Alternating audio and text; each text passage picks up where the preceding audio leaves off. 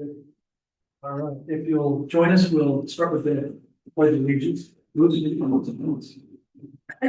Pledge allegiance to the flag of the United States of America and to the republic for which it stands, one nation, under God, indivisible, with liberty and justice for all.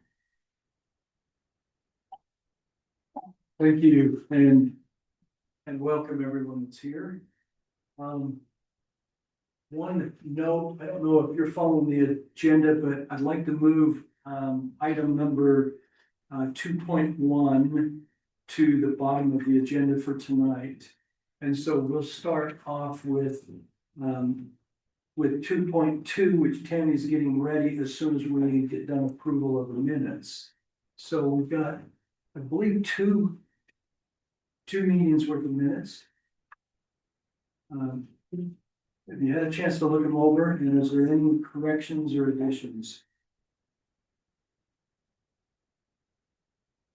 I don't know if we worry a lot about a typo. Lauren, do we worry about a typo? You can if you would like, yeah. We're calling him Charlie. No, my name was wrong on that one. But In a motion, you can approve them with an amendment. the September 25th meeting, at the very bottom paragraph, it has Sherry Mumford asked Mr. Gordon instead of chair. We could probably correct that. And you noticed something else too. That was it, not in our minutes of, Oh, okay, all right. So September 25th minutes, is there any other changes or additions that we've seen there?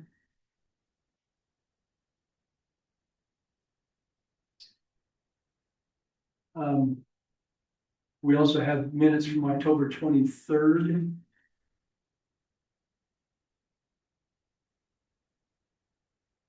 And I did not see any changes or additions on the items. So you have them? Okay. So with that one exception, is there a motion to approve those two meetings minutes? Chair, I'll make the motion to approve the minutes from the September 25th, 2025 and the October 23rd, 2025 minutes. Okay, there's a second. Me. Okay, second by Miranda, all in favor? If on that motion, if you want that change in there, we want to say on the record. Chair, I'd like to make an amended motion. Proper term. That's That's okay. fine. Okay. Like to make an amended motion to make sure we get the bottom paragraph on September 25th, 2025, the first page where it says Shari Mumford, we could get that changed to Chair Mumford. Okay, with that minor change. Is there a second to that? Yes, a second. Okay, all in favor? Aye. Aye, thank you. Okay, we'll go to our I should do a roll call as well. So Louis Decker Maureen Desperation. and Rex Mumford. And because there's only three of us tonight, we do need to be unanimous in any decisions we make. On the affirmative of this. Okay. We'll go to item number 2.2, BOA 2025-10, consideration action on a request for a variance to the minimum rear and side building setbacks in the Forest Valley 3 zone with the property address at 2233 East, 5950 North Liberty. Tammy, you've got that one.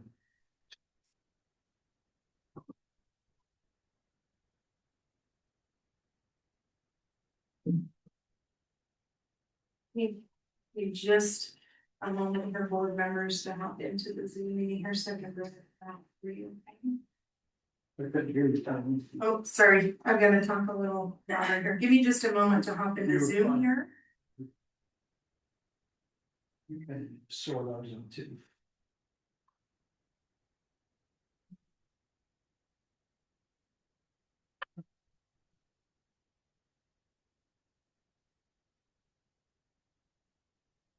Got all of these plugs at my feet, and if I step too close, I'm gonna unplug or disconnect something, so. I'll try to remember to stay close to the mic here. Okay. Oh, hold on. Yeah. Thanks, Felix. Yeah. Okay. Usually. So.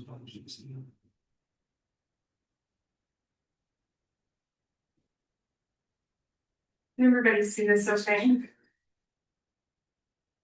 Yes. Tammy, the applicant's Dylan Newsom, right? Yes. Okay.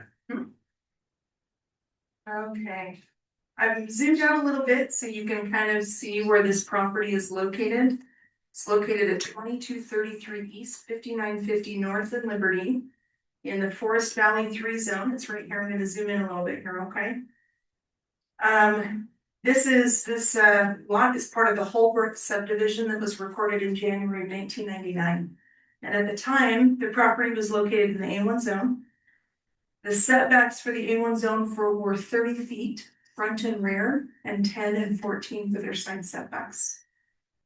In looking through and doing a little bit of research on the surrounding parcels, especially those that are about the same size as this one, we don't show a record of any variance requests. However, every one of these is unique in the topography. So let me bring up a site plan that the applicants provided. So the request is not for variance to a side setback as stated in your, I think your staff report says a rear and side setback, just a rear setback, okay? They're looking for a 20-foot variance. So instead of having to be 30 feet from their rear lot line here, they are hoping to only have to be 10 feet from that rear lot line. I bring this up because the red indicates slopes that are greater than 30 degrees. And then you've got an intermittent stream that cuts through the front of their property. So I'm gonna kind of toggle back and forth to the map here. Let me turn off the zoning. So I can find a slightly better base map. This will allow you to see, there's a couple of houses here where this stream cuts through. You've got the subject property here. You've got the neighbor here, they've had their house set back. Now, I'm not aware that they've had to request a variance, but again, every one of these is a little bit different. Here's another one where the house is set back a little bit further from this road here, 5950 East. So the request is for that 10-foot setback you have, a 10-foot rear setback you have in your staff report. There are arguments for how they meet each of those 5 criteria, and as always, it's up to the board to determine if you feel that they meet all 5 of those. Typically, the one that is trickiest to meet is whether or not it's self-imposed, right? The topography, I think, can be fairly black and white in a lot of cases, but this one's gonna be up to you to determine. Just for some information, and I'm trying to answer questions that are typically asked in these meetings. The footprint of the home is roughly 5,200 square feet that they are proposing to put on this site here. Okay. Again, I'm not aware of any other variance requests, but also each one of these parcels is a little bit different. Do you have any questions for me? Now, a representative for the applicant is here, but do you have any further questions for me at this time? I mean, somewhere in the packet that I read, that part of this green proposed line is actually like a patio or a porch. Yes, Is that correct? that is correct. Let me pull up the the house plans actually. The house plans are in the staff report, but they're a little challenging to read. So let me pull up the floor plan here. I couldn't orient the house and have a porch or patio on the right side. I got you. The builder is here and he can probably orient this floor plan I've got here.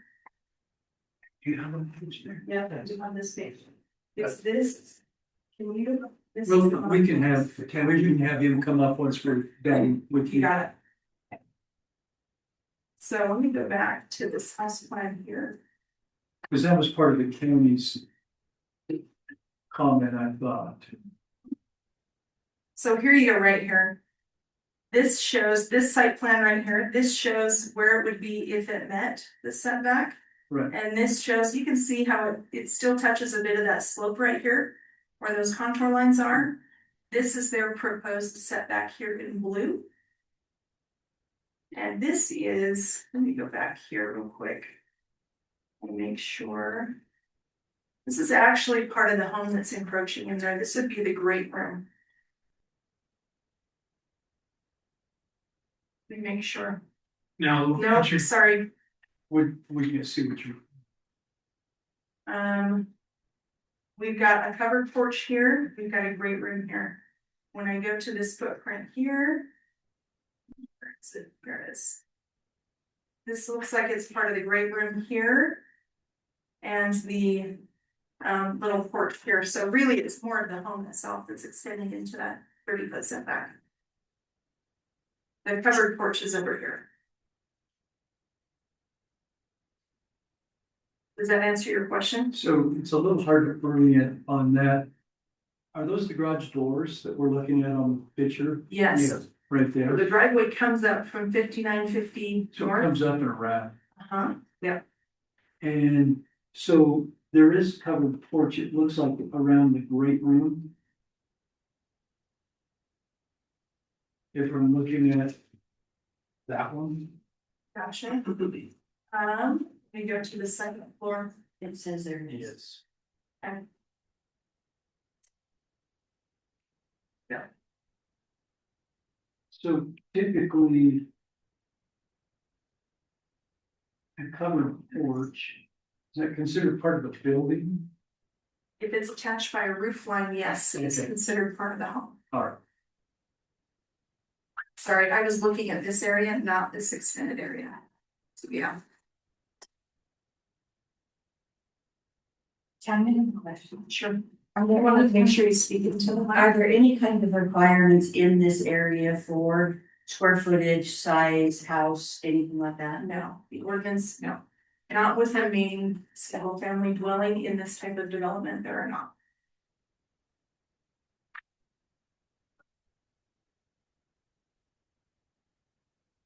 Any other questions for Tammy? just a quick one that popped up. So with that FV, I lost it. Forest Valley 3 zone. The Forest Valley 3 zone, is that designed to help kind of? I noticed it says preserving stuff. Was that zone created to help preserve more of the forest? It was, so as you look at, when you look at an overview of the valley, the zones start with an agricultural zone on the valley floor, and as they move up in elevation, there are transition zones. The Forest Valley 3 zone is a transition zone from agricultural to forest. Thank you, that Mhm. actually did help. And Tim, when I look at the project area, 15,340 square feet, that's the lot size. That is the total, yeah, that's the area of disturbance. The lot size is an acre, it's just about. It is where.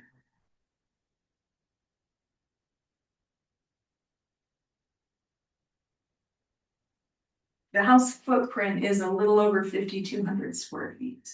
Including the garage. Yes, that includes all the livable and unlivable area. Any other questions for Tammy? Okay, I'll invite the applicant to come up if you'll state your name and your address for the record.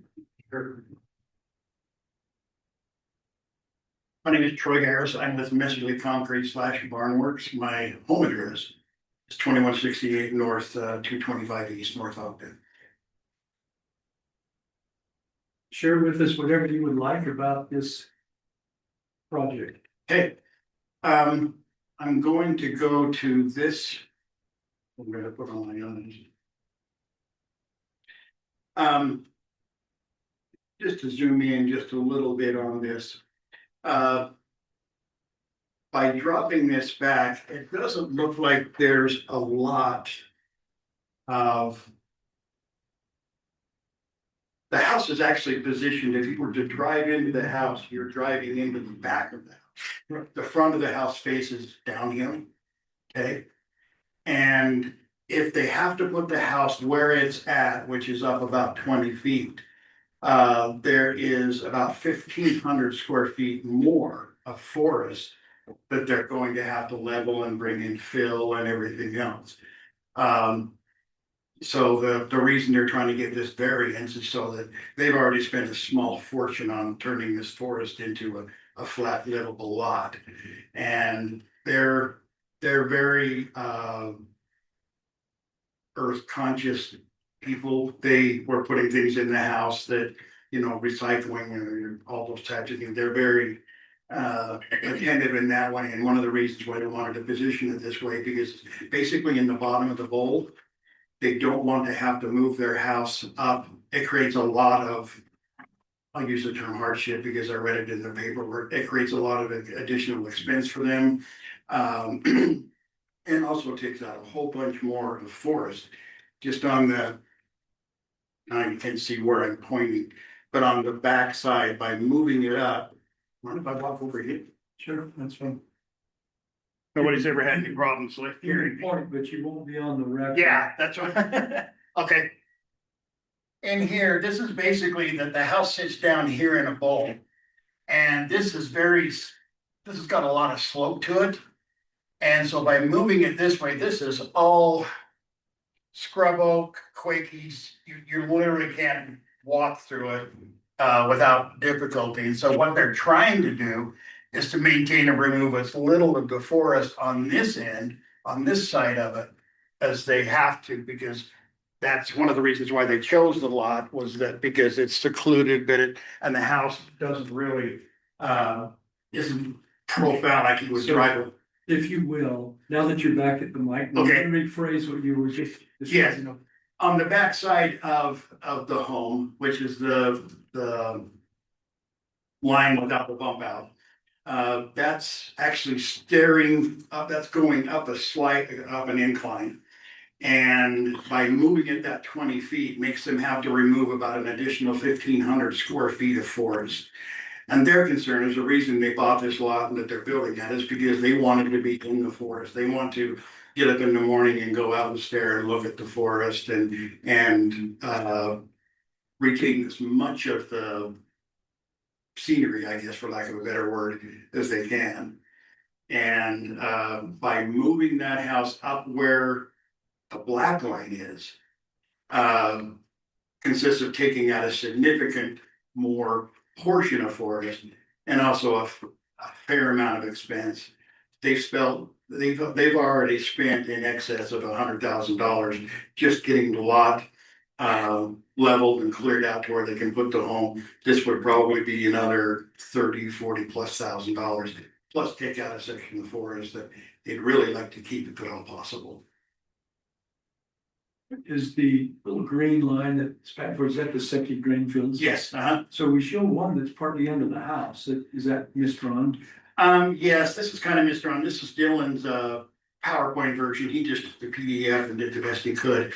The septic tank would actually, there would be portions of it to be redesigned to accommodate them moving the house back. I wish my boss were here. He understands septic much more than I do. But I do know that he said, well, we just do this and this and this. And I think for the sake of simplifying it, he talked about lengthening out the runs versus going deep on the runs, if that makes any sense. So the orange lines would be longer from side to side instead of going up into the house. That was his, as I recall, his point, that the lines don't need to be so narrow. They could be spread out a little bit and not be under the home like they are. That was just an element of the PDF that Dylan just couldn't quite mask it. So they want to see the forest, and yet it seems like the forest is to the back of the house, Yes, where there's no porch, no nice big windows. well, this great room is, well, there's a great room and then their bedrooms are on the back side of that. So they would get up in the morning and on this, I'm going to call it right, the top of the screen being north, or right of the screen being east. On this kind of a southeast corner, they would get up in the morning and it would be all, they'd wake up to the forest every day. And that's really what they want. So I think I read something, the lot behind this lot does not have a home on it now. Do you know anything about that? I don't, behind, Tammy, I know that was part of the narrative. Yeah, I can speak to that just a little bit. It's owned by a gentleman named Lee Fortin. Mr. Fortin owns both this lot and the one adjacent. He keeps the one adjacent vacant for right now. Okay. I haven't spoken to Mr. Fortin. I have no idea what his plans are, but currently it's a vacant lot. Okay. And on his vacant lot. Huh? Where would, I mean. We don't want to be granting a variance and have a house right next to the property line when that's the only footprint for that lot. Right. That's a good question. I think I meant to look at the topography of that rear lot because the variance would certainly affect the adjacent neighbors. See if I can. It looks like. Here it is right here. It looks like it's much flatter on the other side. I'm gonna pull up one other document here. Let me pull up the dedication plat for this. It looks like there's already a little bit of an access in there. They don't have any streams running through there. They've got the same setbacks, by the way, 30-foot front and rear, 10 and 14 side. Let's see. Let's try this one.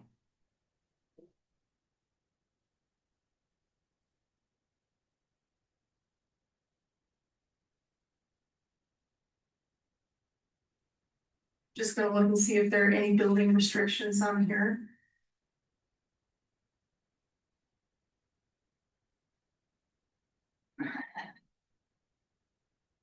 That looks like the correct plat. Let's see, let's try again.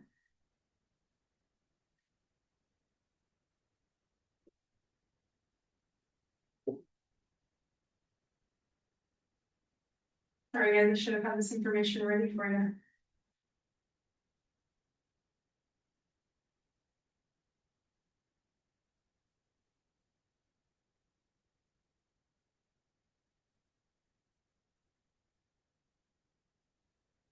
Let's try one more here. This is.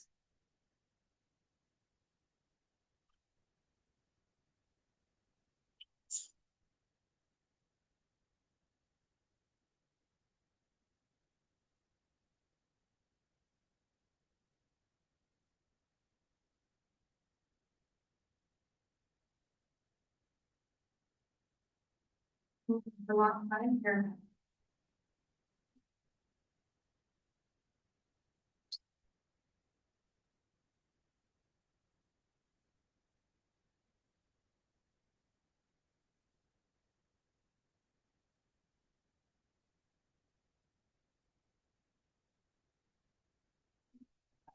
It looks like they do have an easement that cuts right through there. Here's lot 5. This is the, oh, sorry, let me share this.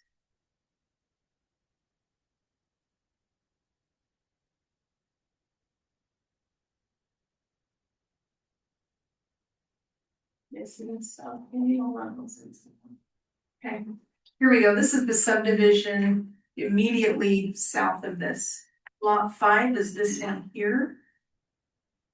It looks like they've got some kind of an easement here, a natural drain easement. Let's see how wide it is here. Looks like a 40-foot natural drain easement that runs right through the middle of lot 5.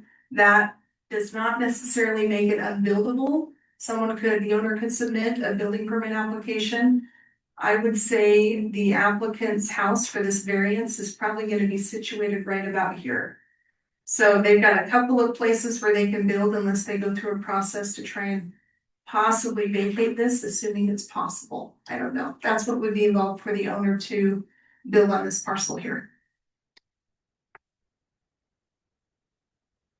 Tammy, how long has the current owner owned this property that we're considering here?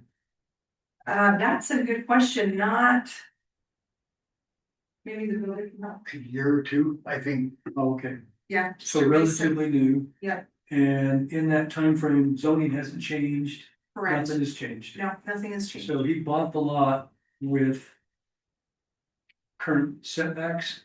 Correct. Stream corridor was already established at that point. Will you clarify something for me? Sure. The slope, Yes. does it go from high to low, from the front to the back, or the opposite way? I'm gonna let the builder actually speak to this. Okay, I'm sorry, would you mind asking that? The slope, I'm considering The slope drainage. goes towards the house. Okay, The so house from is the in road, pole here, okay, and they've spent a lot of money on fixing the road because it used to be pretty much almost a ski jump coming down. And so, but it goes up significantly, fairly quickly. okay, thank you. So They bought it this April. maybe back to the builder. Sure.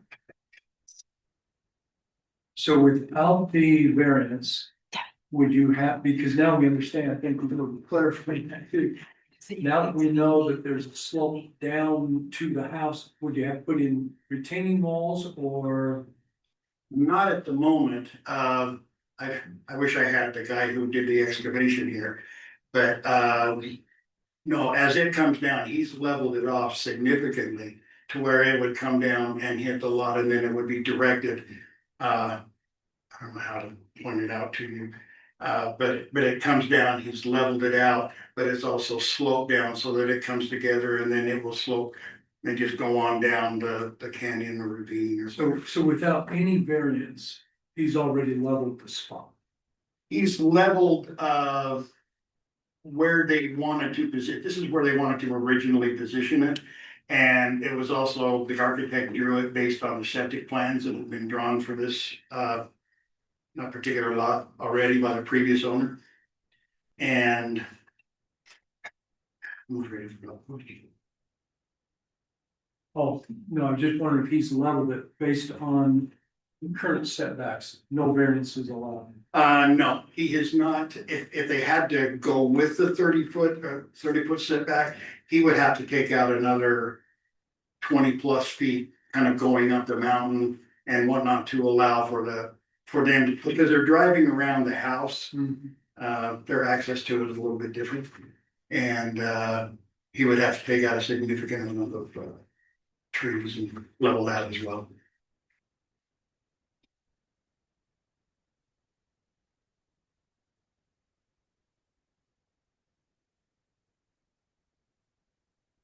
So I struggle with variances often.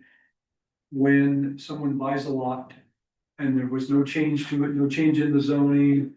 He basically wants to build a nice big house and now he wants a variance so it'll fit. And I think 10 feet from the rear property line, potentially, especially with the slope of the roof. I mean, snow coming off, it could potentially come close to or encroach on the neighbor's property. They did mention to me that they will take whatever variance you would grant them. So if you decided that 15 feet was appropriate, they would accept 15 feet. They've just drawn it at 10, that's what the architect has now put it, and this is what they've been working with. But they said, we just want to be able to drop it back so that we don't have to spend as much money. And so they will accept, for lack of a better word, a counter offer. Okay. Thoughts on that?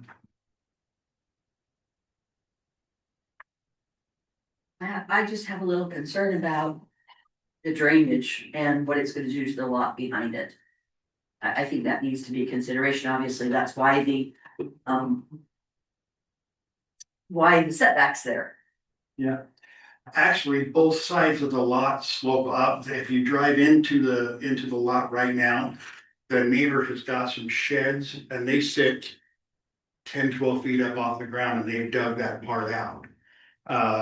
And so everything slopes towards the house on both sides. and can you show us the picture of that, what he's referring to? You talking about this neighbor here?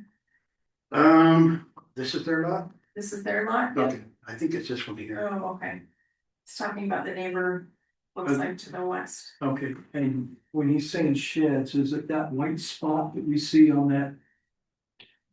It looks like there's a shed right on the property line. Yeah, they've got several sheds out there, actually. This might be a little Sometimes those lines aren't right right on on. there too. It's right on the property line. So take the location of these boundaries with a grain of salt. Right. Right, they're not always accurate. I will tell you, staff just informed me that they have spoken to the neighbor to the south, Mr. Lee Fortin, and his plan is to, let me pull up this drainage again.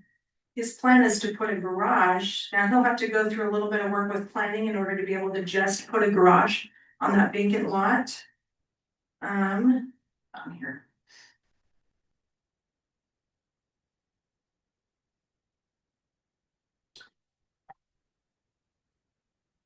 According to staff, his plan was to put a garage in this area here. Is that correct, Tiffany? Yes. Yes. So he would have to go through probably some kind of a lot combination process or Point again where you said he was proposing for a garage. this area here. Oh, This that is the lot. vacant lot and his Closer, lot sorry, Tammy, more to the south, here. but still, sorry. This is north. This is south. To show you. Yeah. To accommodate for that. You see. Oh, okay. So are we still talking the vacant lot behind this? We're lot? talking the vacant lot. The question was raised, are there plans to develop this? This is all that's been mentioned so far to staff was a garage in this area here. And then, of course, could change or not come back as well. Absolutely, yeah, absolutely. It is a buildable lot. They can put a house on there. Right. Yeah. And that's probably my biggest concern with not having that rear setback. At least greater than 10 feet.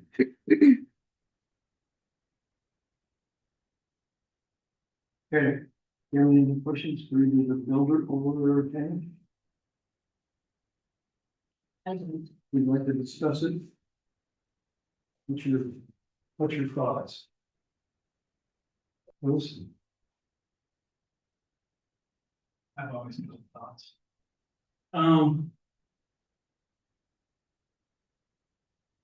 10 feet, I think's pushing it, the setback when the builder had mentioned, you know, they're kind of willing to negotiate a counter. I myself, you know, you add 5 feet to that and give them a rear setback of 15 feet. Would that allow for adequate drainage and not interfere with the lot behind? Makes sense.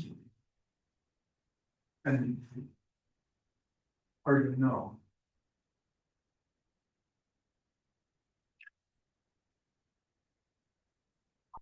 I get the slope and the, you know, added costs of having to excavate more out and create costs. I feel a 15-foot setback would probably be appropriate. I mean, it's 5 more feet than they requested, but that's what my thoughts are. Tammy, are there other zones in the valley that have, not city areas, but that have less than 30 foot?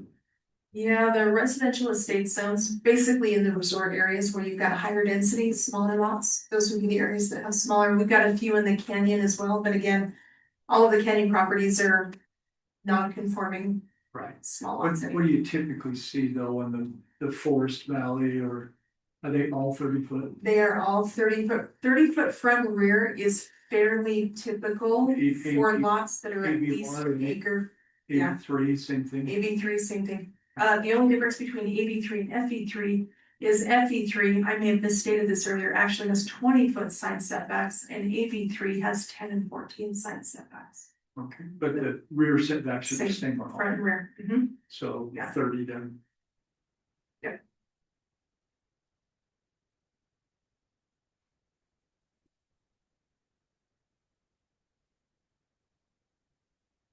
Brenda, you have thoughts as far as setback. Are you comfortable with 15 or would you I would, rather see less?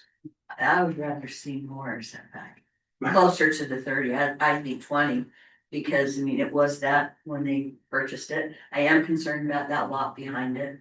Also concerned about maybe what kind of precedence it ends up setting. There's a reason that it was zoned that way, although it might be beyond, my level of understanding.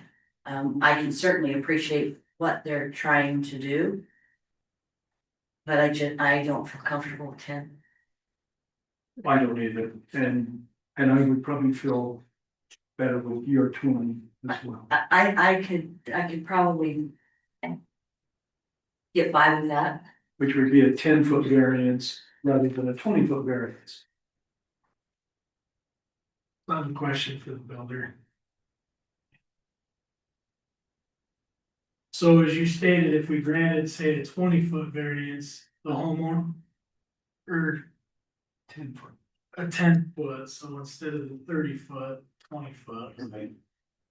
Your customer would be okay with that. I'm going to say yes, because they're kind of at this point where this is what would be ideal for us. That we want to work with everybody and we'll take what we can get. I really wish they could be here, but they will both work in the medical type field and they're flying every. So they could explain to you a little more, maybe add something that might. I know they've talked about the drainage and the effect of the lot to the southeast or whatever. So I know that's been addressed, but I haven't been a part of those conversations. And so I do believe that they would be happy with it. They may want to come back to another meeting and discuss and explain a little more, but I wouldn't know. But to answer your question, yes, I think they'll take whatever they can get at this point. My other concern is the septic, the drain fields and the septic, and obviously those would have to be allowed by engineering or our health department or whoever does that, right? Yes. So I think when we look at the 5 points, there's certainly some special circumstances on this property. And we want them to be able to enjoy their property right. I don't know that it affects the general plan if we grant this or not. But I do think the hardship is at least partially self-imposed because of the size of the house and what they desire there. And, if you had a larger lot, that may not, or a lot that didn't have a stream running through it, or So many trees. a mountain in the back, yeah. So there's certainly some special circumstances, but I think there's also some hardship that's self-imposed. And the financial aspect cannot be considered on that either.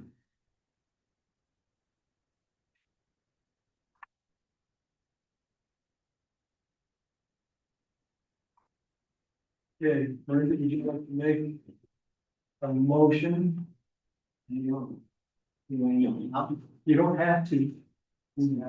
Yes. Can I just remind the board in the motion to make sure you go through all 5 points when you're ready to do that? Which is what I was trying to do, but it's not ready to go. Just move through.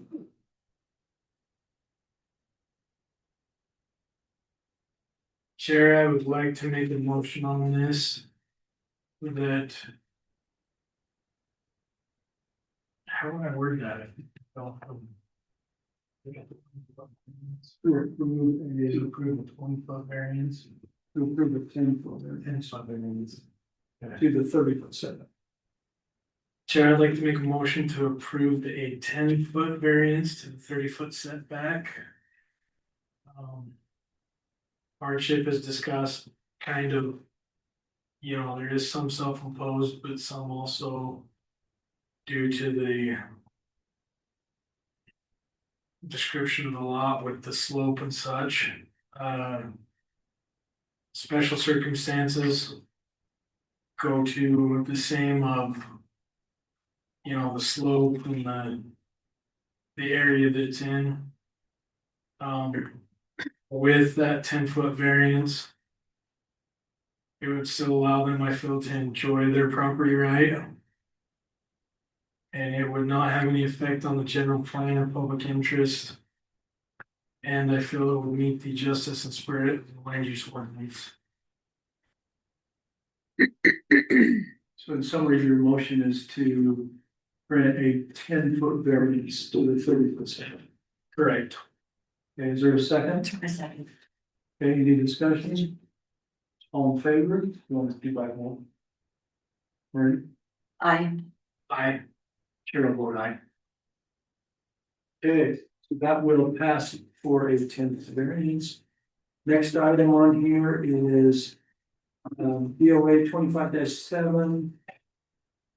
A request for variance to the minimum front yard setback in the forest residential free zone with property address of 6715 East, 6675 North, Powder Mountain West area. Felix, you've got this one. Yes, good evening, commissioners or board members. I was commissioning last night. We know what you So I'm before you as a staff member presenting a variance request. I'll probably just run through some things that are in the report, as well as share some images, slides that pertain to land use code relation to Board of Adjustment variances. You guys are pretty well familiar with. As long as this variance request, you can clearly show that it meets the criteria, those 5 criteria, and then what I can do is actually share what the applicant has argued, how they meet those 5 criteria, which should help also formulate a decision from the board. So this property address 6715 East, 6675 North, up in Powder Mountain. So that's up top of the mountain in that ski resort area. And the roads in this development are private. Typically during the winter time, they're accessed by you have a 4-wheel drive vehicle to get up here. It's usually it's just hard packed snow to drop up. There's also on the surrounding this area, you have plenty of skiers, which are out there for recreation, and people to enjoy the mountains and scenery. And but you also have this development called Powder Mountain West. It's a subdivision that was created for single family dwellings.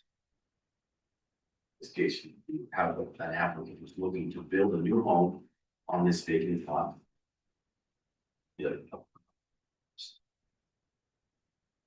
And here's a closer up view of what the variance request exactly is.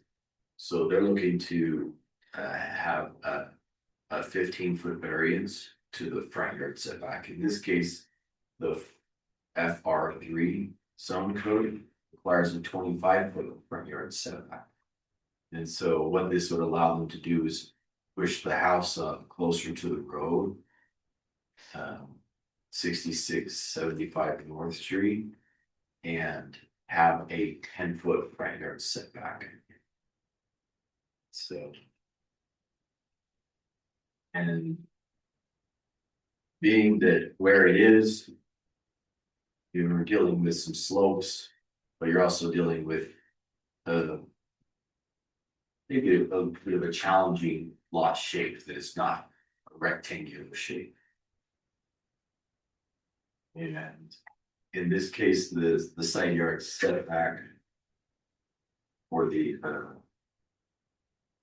yeah, so really that's it. The front yard setback reduction there is the request today. Going through the Board of Adjustment, what those criteria. Yeah. If we look at what the applicant is arguing.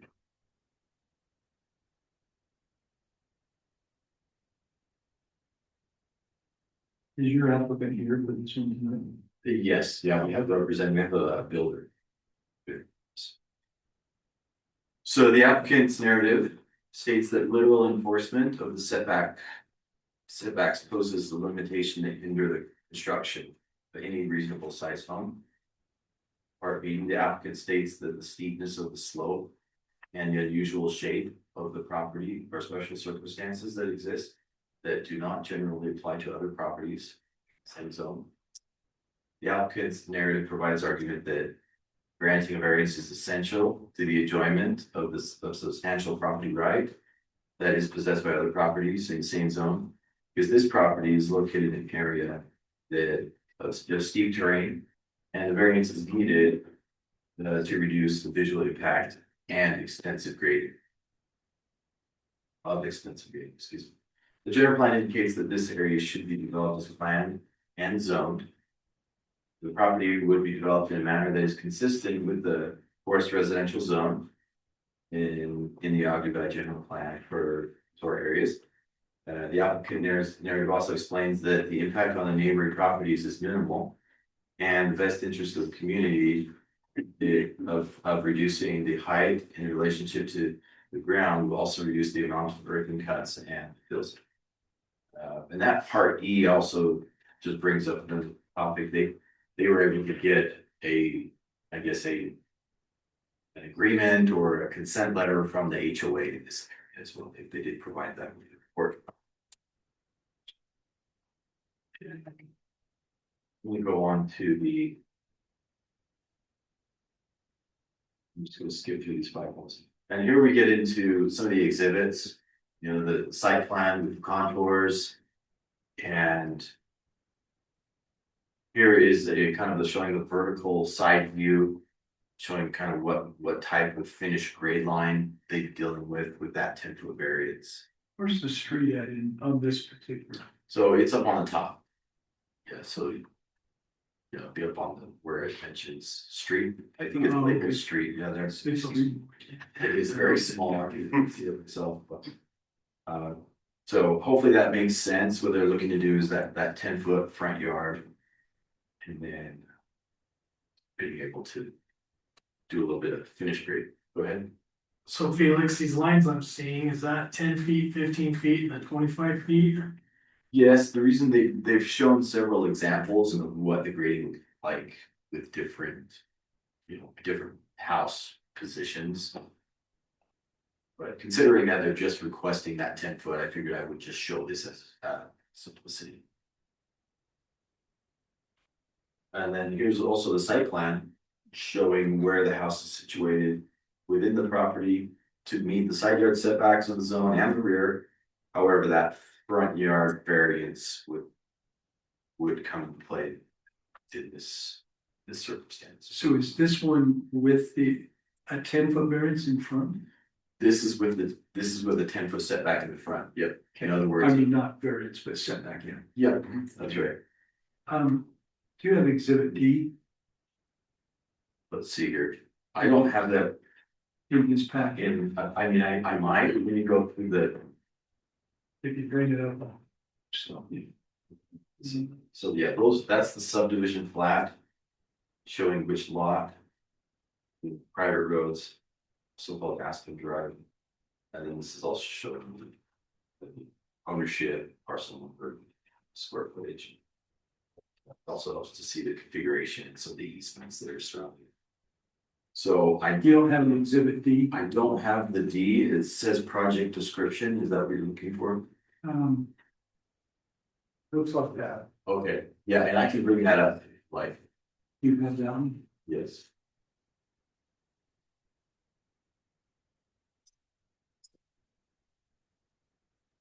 On that.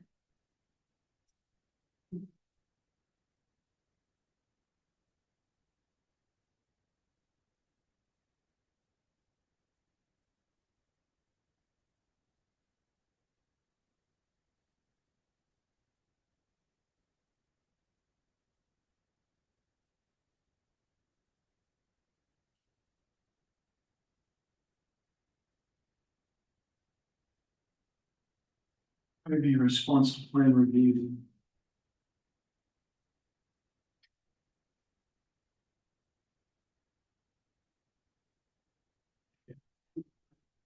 Here it goes. But if you can't find it, we can ask the applicant on it. Does it start with the comments where it says unreasonable hardship. There's the comments, but not, it just says, I've introduced a hypothetical house. And it's signed by Randy Lewis.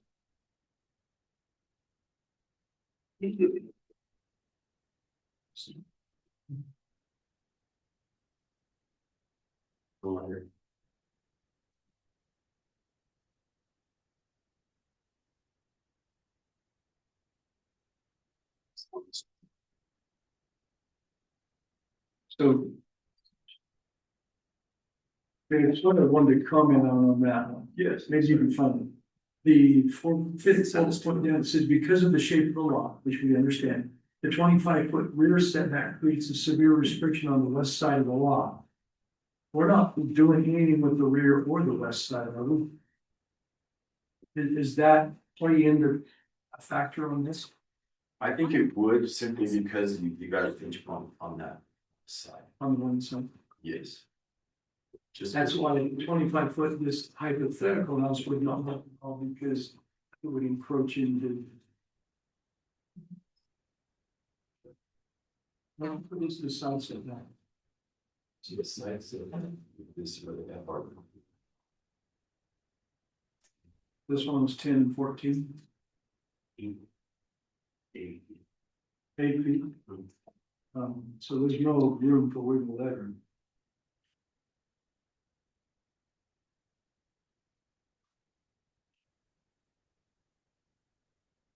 Okay. Any questions for me?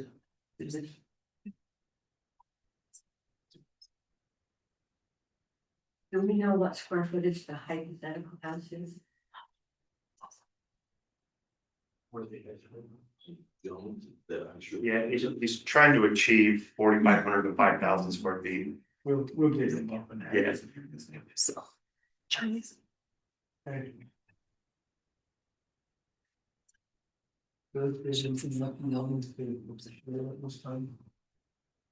Okay, we may have you come back up. Let's invite up the applicant.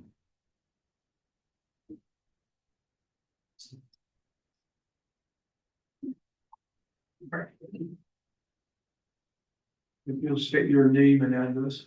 Yeah, my name is Jared Kay with Lunar Constructors. And my address is 2649 South, 4950 West in West Haven. I'm representing the lot owner as the builder. We've been working with Randall Lewis at Arnold Design. As he purchased this lot, we presented to Randy to design the house on the steep lot. As Randy got into the design, found the bigger we make the house, or it poses problems going downhill, we're already having to put a sub basement in the house to meet grade. And then the farther, as you saw the shape of the lot, the further we try to get the 25-foot setback, really condenses that narrow side of the lot, which is causing design challenges to get a garage in and to make the house as the owner would wish. So those are our challenges. Our challenges are the steepness of the lot. It's from the road to about the middle of the lot. It's about a 40-foot drop. And then at the back of the lot, it's almost 75-foot drop. The owner knew this when he purchased the lot. He did, speaking with the realtors and the HOA board, they made mention to the owner that there was some variances granted in the Powder Mountain area for the same reason, with challenging lots up there. So he purchased the lot kind of with the intent that there might be a variance granted, knowing that, you know, we had to present it in front of the board to move forward. That's why he says the hypothetical design, because we didn't want to get too far to the design, get it all designed, and then try to ask permission. We want to try to make sure we're including your guys' input before we get the full design done. But yeah, he's, I think, I can't remember if it says for 10 or 15-foot variance. Is it, he's asking 10 or 15-foot variance, yeah. He was suggesting 10 at one time, and we kind of decided 10 was probably way too close to the road, but yeah. So thank you. Any questions for me? So on this hypothetical house, Are the garages entering kind of where the address is on that picture? Where the garage is? Yes, they would be, from my view, looking to be on the left-hand side, on the narrower side of the lot is where the garages would enter. And that's on the slight uphill side as well. It's not a huge grade variance on that, but it is on the uphill side of the lot. So if there was a visitor and you had a 10-foot setback, their car would be 10 feet into the roadway. Yeah, and 15-foot setback, yeah, but they'd have to have a short car to fit in the driveway. And he wanted to make sure there was room for some off-street parking. And that is also in the HOA's, proposal when we have to propose this from HOA as well, and they want to make sure there's off-street parking as well. So that's part of the HOA requirements. So Felix, 25 foot is the standard setback. Yeah. And I'm kind of confused now. Are they asking for a 10-foot variance so that they have 15 feet from the road? Is that, Yes, that's correct. Yeah, Okay. so 15 feet from the road. okay, so a 10-foot variance. Yeah, and it is a private drive, like Felix mentioned. It is non-maintained dirt road for recreation use. So.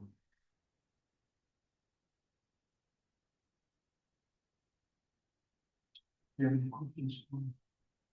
I just want to clarify because the application does say 15-foot variance, which would make it 10 feet. Yeah, So so it you would just be clarified they want 15 15 feet. feet. Yeah. Variance. And I think that letter there kind of shares. Well, it was a little confusing to me as well because Felix, when he showed the three different options, he did show the, The 10. you're right, and so I'm glad you Yeah. clarified that. They would love a 10-foot variance. Again, that's up to you guys, but they're asking for the 15 at minimum. No, I'm even more It's confused. not a 15-foot variance. Sorry, 15 foot 15 foot from the road. set, Yes. okay, that's. Sorry, okay. maybe confusing. 10-foot variance. Yeah, 10 and foot what's variance. on the left side of this property, is there a road there? I don't remember seeing the different. So, yeah, on the left and right hand sides of the property, there's a house on the right hand side. Left hand side is just another vacant lot. I think that lot next to it's quite a bit bigger than this one, but. The Aspen Drive kind of wraps around and curves on the upper end.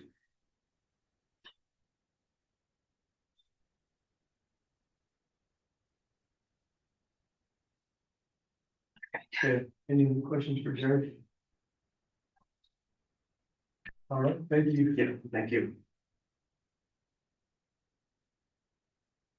So in the Randall Lewis exhibit D, it does state with 15-foot setback, the house could be made to work with some adjustments to 25-foot. Probably not. With 25-foot, at 25-foot, we know it's no variance. A hypothetical last week. Not that that's why we make a decision or not. Is that, so is it giving us basically three options? Yeah. Do nothing, or the 15 or a 10. Ideally, they might have said that they'd be having. So it's more of how you feel about it. I will say this, over the years, we've done a few of these. Same thing, and I've had the same concern that there's, if they come in someday and put a sidewalk in, sidewalk's gonna be on their front door. And what I've been kind of told, these roads are fairly wide. Is that, Charlie, is that your understanding or not? In that community, they're actually really narrow, it's a a narrow- narrow dirt road, yeah. So if they ever came in and paved the road or improved the road, put curb and gutter, it would really encroach into if it ever became a public street, then yeah, it would, and I think there are a few other homes up there, whether or not they've received variances or that are fairly close to. That private drive. So yeah, if an entity came in and wanted to make it a public street. There would probably be front doors that are in the county's right of way at that point, or their city's right of way, whoever is the jurisdiction. My guess is you're not gonna see a public entity wanting to take ownership of that roadway.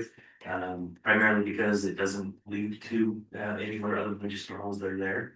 And so there's not much more of a public benefit to take over the roadway, but the other side of it is it's not built to any kind of recognizable county road standard or city road standard, so it would take a significant amount of funding to. So are these HOA roads right now? HOA, right? Yeah, I believe so. If not HOA, it's some collaboration with the owners to operate and maintain.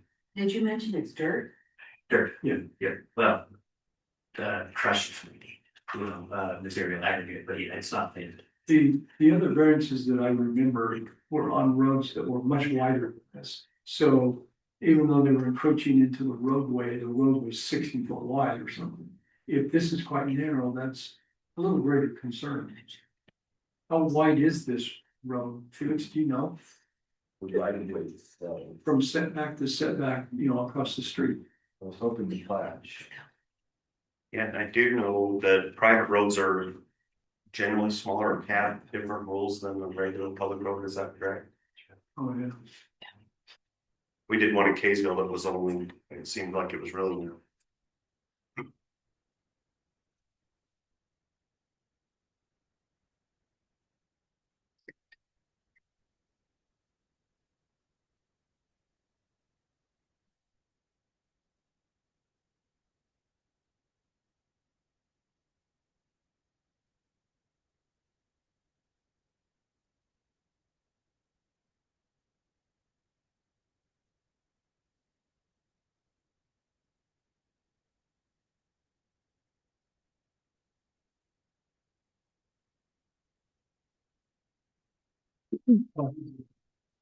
That's probably my biggest concern about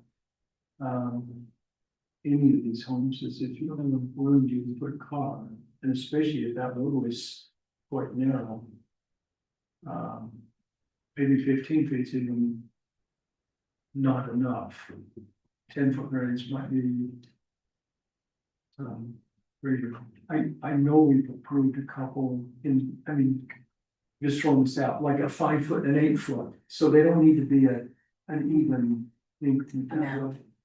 So how, if you have feelings, don't feel locked into it. So you're saying the greater than 90 foot is hypothetically granting the variance to take it from 25 17 street, right? Yeah. Which would be at least enough you could put a car there and not have a bumper in the road. Is there a house next door to it on the right? There was a house and it's set back quite a ways. He looks good then. No problem, it's a 50-foot right of way, so as far as how wide the road is Is 50. Can you varies. pull up on the plot map again so we can see the houses next to it? Let's see. We get the road kind of curves there. Why he's pulling that out, the house next to it is more of a rectangular lot, so they could put the house down a little bit further. The house is actually lower than the road. They actually drive down a little bit to it.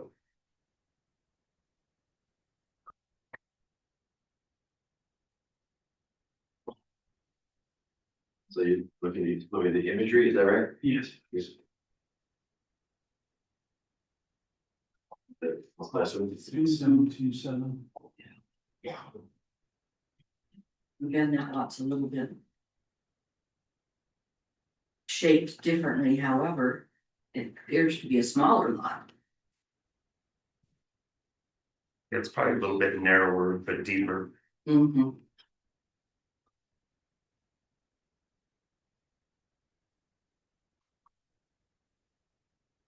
I have a question for the builder again.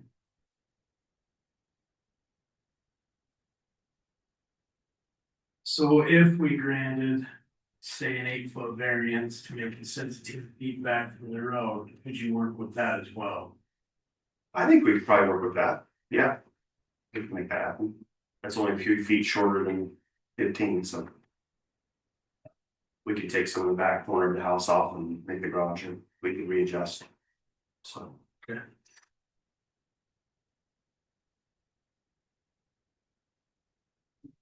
Okay.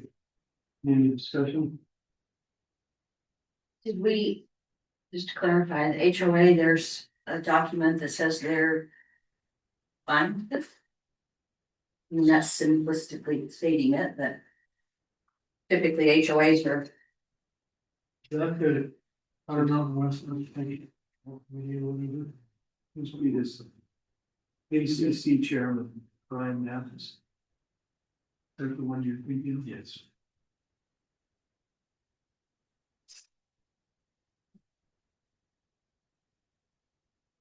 You clearly stated about having variance and you would not be accessible to others. Should they choose to plow this in the future?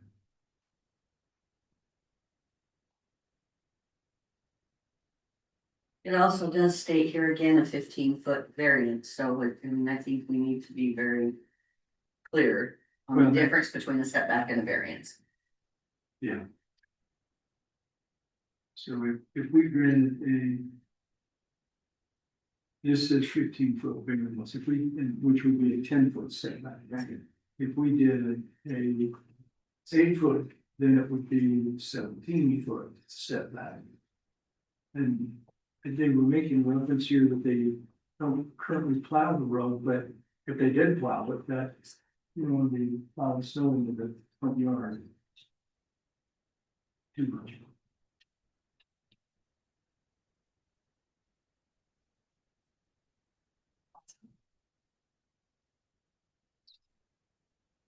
They seem to be okay with some variance aspect there. So as far as from our perspective, land use ordinance is what we find again, plan of public interest. It's hard to see the issues with that, HOA people seem okay. Special circumstances of the property, quite a few special circumstances, the shape, the slope. I think there is some hardship that might be associated with obviously the property, and then there's probably some hardship that might be self-imposed based on the size of the house. Doesn't feel like, we were trying to get a square footage of the house, and that was asking, and everything. He said, he said About 4,000 to 5,000. 4,000. Yeah. Okay.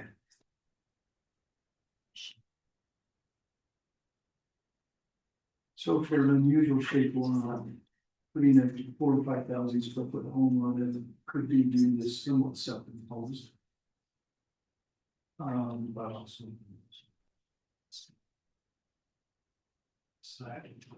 Well, yeah, I mean, if you build a house that's that. Right. Then you push us back and you don't have any issue, so that's where there was a certain self-imposed hardship on this. So.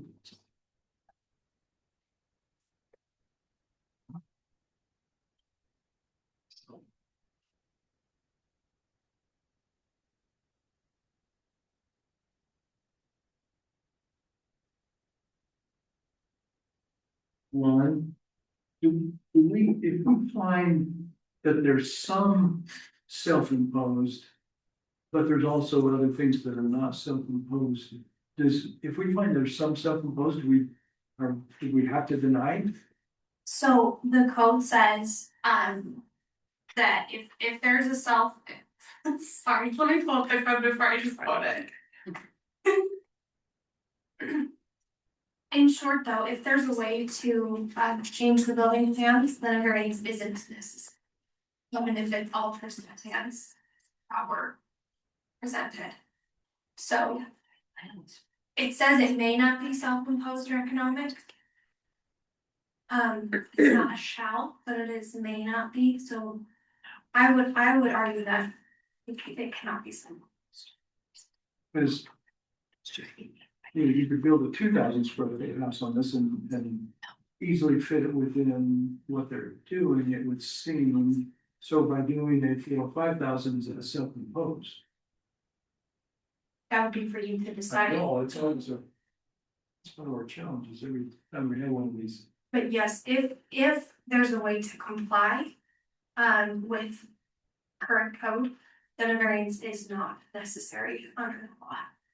I mean, the way they would have to comply would be to build a different house than what they desire. Yes.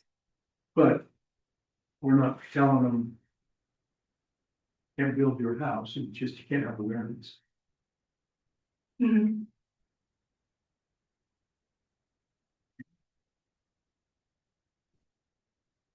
And I know one of the design challenges was it's already 3 levels just to meet grade.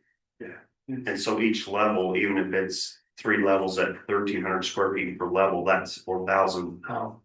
So the footprint's still not very big, but So the footprint's not 4,000 to 5,000 square foot. no, You're adding. you're 3 levels, yeah. Oh, really?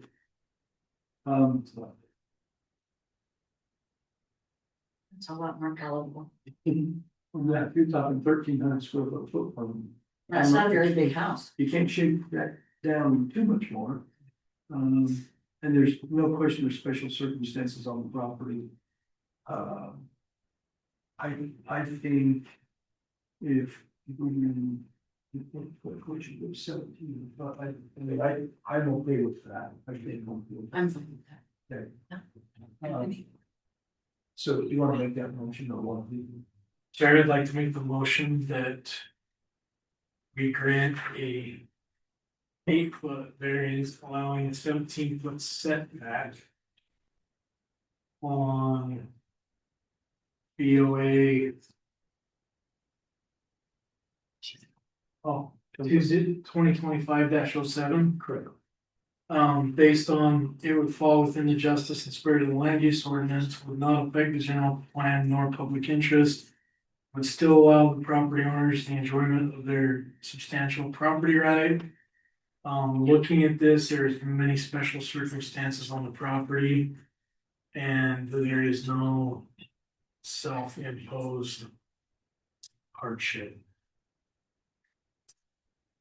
A second. Second, any discussion?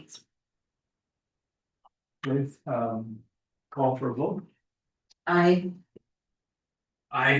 Chair will vote aye. Okay. And we are on to our next. Felix, you also have this one, deal with 2509, consideration action on the accessory variance to the minimum. Mr. Chairman. I apologize for interrupting. I just wanted to make sure that you guys do and that anyone who's here for the last item was that the applicant has let us know that he didn't receive notice of tonight's meeting in time. There was a communication error on one of our side. And so we're gonna need to be pulled out from the agenda if notice wasn't given. Perfect. Okay. 2509, consideration action on a request for a variance to the minimum rear and side building setbacks in the FE3 zones, Old Snow Basin Road. And Felix, you got this one as well. Yes, thank you. And we have this request that is presenting for you is located up as you make your way up to the top of Old Snow Basin Road before you drop down into off the other side. So this is actually located along the ridge line. And so you can kind of see how the land is contoured just based on this imagery. It's a very beautiful spot for views, but it's also quite a small lot compared to some of the other lots in the area. Because you have Forest Valley 3 zoning, which requires a 3-acre minimum. In this case, this lot is considered grandfathered as a non-conforming lot. So the county does research on these type of properties, but they were created way back when, and they do have grandfathered rights. They're allowed to build a house, even if they may not meet the current zoning standards as far as size. So that's what you're dealing with on this piece. It does have frontage on this public road, Old Snow Basin Road. And as you can see, the size quite small. It's about 0.57 acres or 24,800 square feet. And the variance required in this case would be some reductions to the side yards and the rear yard setback. And so what I'll do is I'll just run through this a little more detailed view of the property, a little more up close. And what we're looking for is a 16-foot 8 inch variance on the west side. This would be for patio that has a top. And then you also have a 4-foot variance to the rear yard setback, and that would be kind of the deck on the back. And then on the east side setback, you have some parts of the foundation wall that are technically part of the building footprint, and those encroach, even if it is a small amount. I think it's a good idea to look at, entertaining the idea of a variance to that east side. And I'll be able to show how this request is in need of type of variance, the way it's drawn, even if they are movable on that east side. So the special circumstances that included with this applicant's narrative, I'll walk through those points as well. The narrative states that literal enforcement of the setbacks will result in the loss of functional space and architectural integrity. The next part would be the applicant states that the unique geometry is a special circumstance that exists that does not generally apply to the top properties in the same area. And the applicant narrative also provides an argument that granting a variance is essential to the enjoyment of the substantial property right possessed by other properties in the same zone. And because this variance will maximize the development potential. The general plan indicates that this area should be developed. The applicant states that the changes align with the neighborhood character. The applicant's narrative explains that granting the variance will not adversely affect adjacent properties or the general plan. Granting supports the ordinance's intent for orderly development and protection of property rights. And that just kind of spurred on another thought as well. So being that this is on a ridge line, it's actually quite a level area from building. So topography is not as much as an issue. It's the other two. So let me go to the actual home plans. You said, I just want to make a note, 4-foot rear is the amount of variance you're requesting, and then to the east, you didn't say it, I know. To the east, it's 1 foot. Oh, it was a partial. Yeah, 1 foot 2 inches, basically. And then on the other side, this is where you would have the larger request is that 16 foot. 16 foot 8.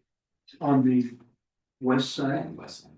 16 feet 8 inches. Yeah, and that's for the deck. That's for the kind of deck patio. So this actually is sure this is the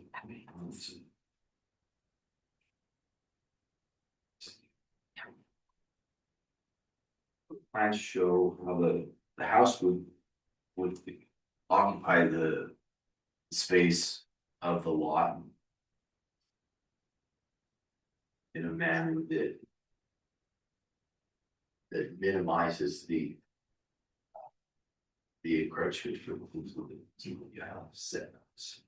So the minimum setbacks for the Forest Valley 3 zone is 30 on the front, 20 on the sides, and 30. Tell me that again, I'm sorry. Yeah, so 30 on the front and rear, and 20 on the sides. That's just the standard zoning setbacks. So you can kind of see how the house is designed. to really kind of fit within the property. It's almost shaped just like the property, which is a big shape. And then you can see along that rear portion, the need for that 4-foot variance. And then on the west side, you can see the uncovered deck. The stairway on that west side. On the east side. You see so on this image where you have that the foundation walls that extend out.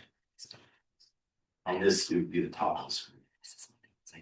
I think that's where the 1 foot 2 inch variance would be.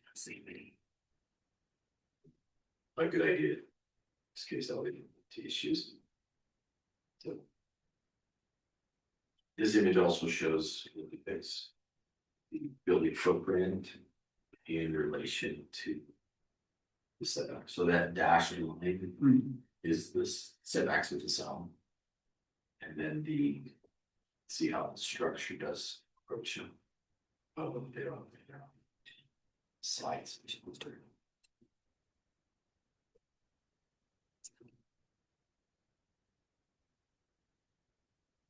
So the patio thing's the thing that really encroaches the lunch. Yes. It looks.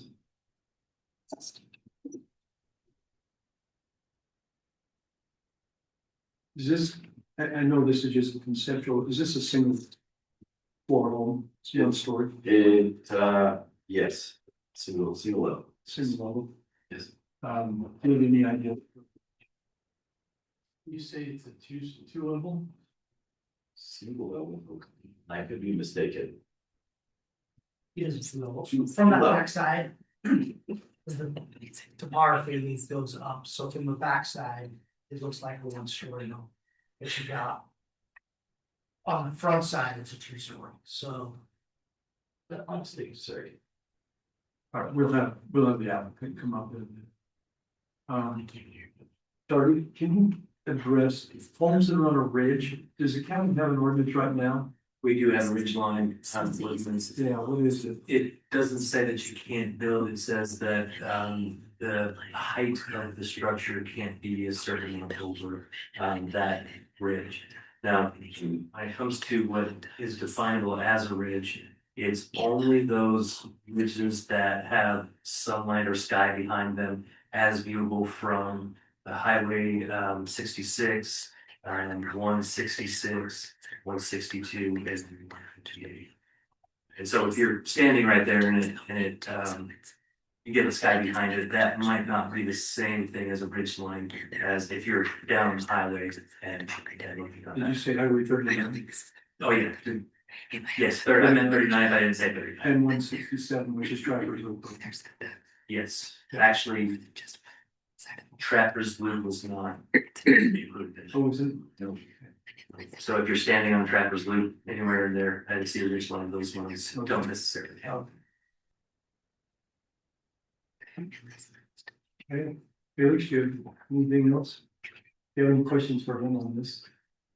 Okay, let's invite our applicant out. Thank you.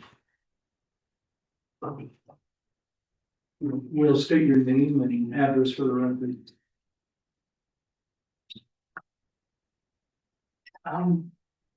Brian Harmon, I'm with Faculty Construction, representing the applicant at 5551 Snow Basin Road. It's Ryan. Yes, Brian Harmon. Good, please.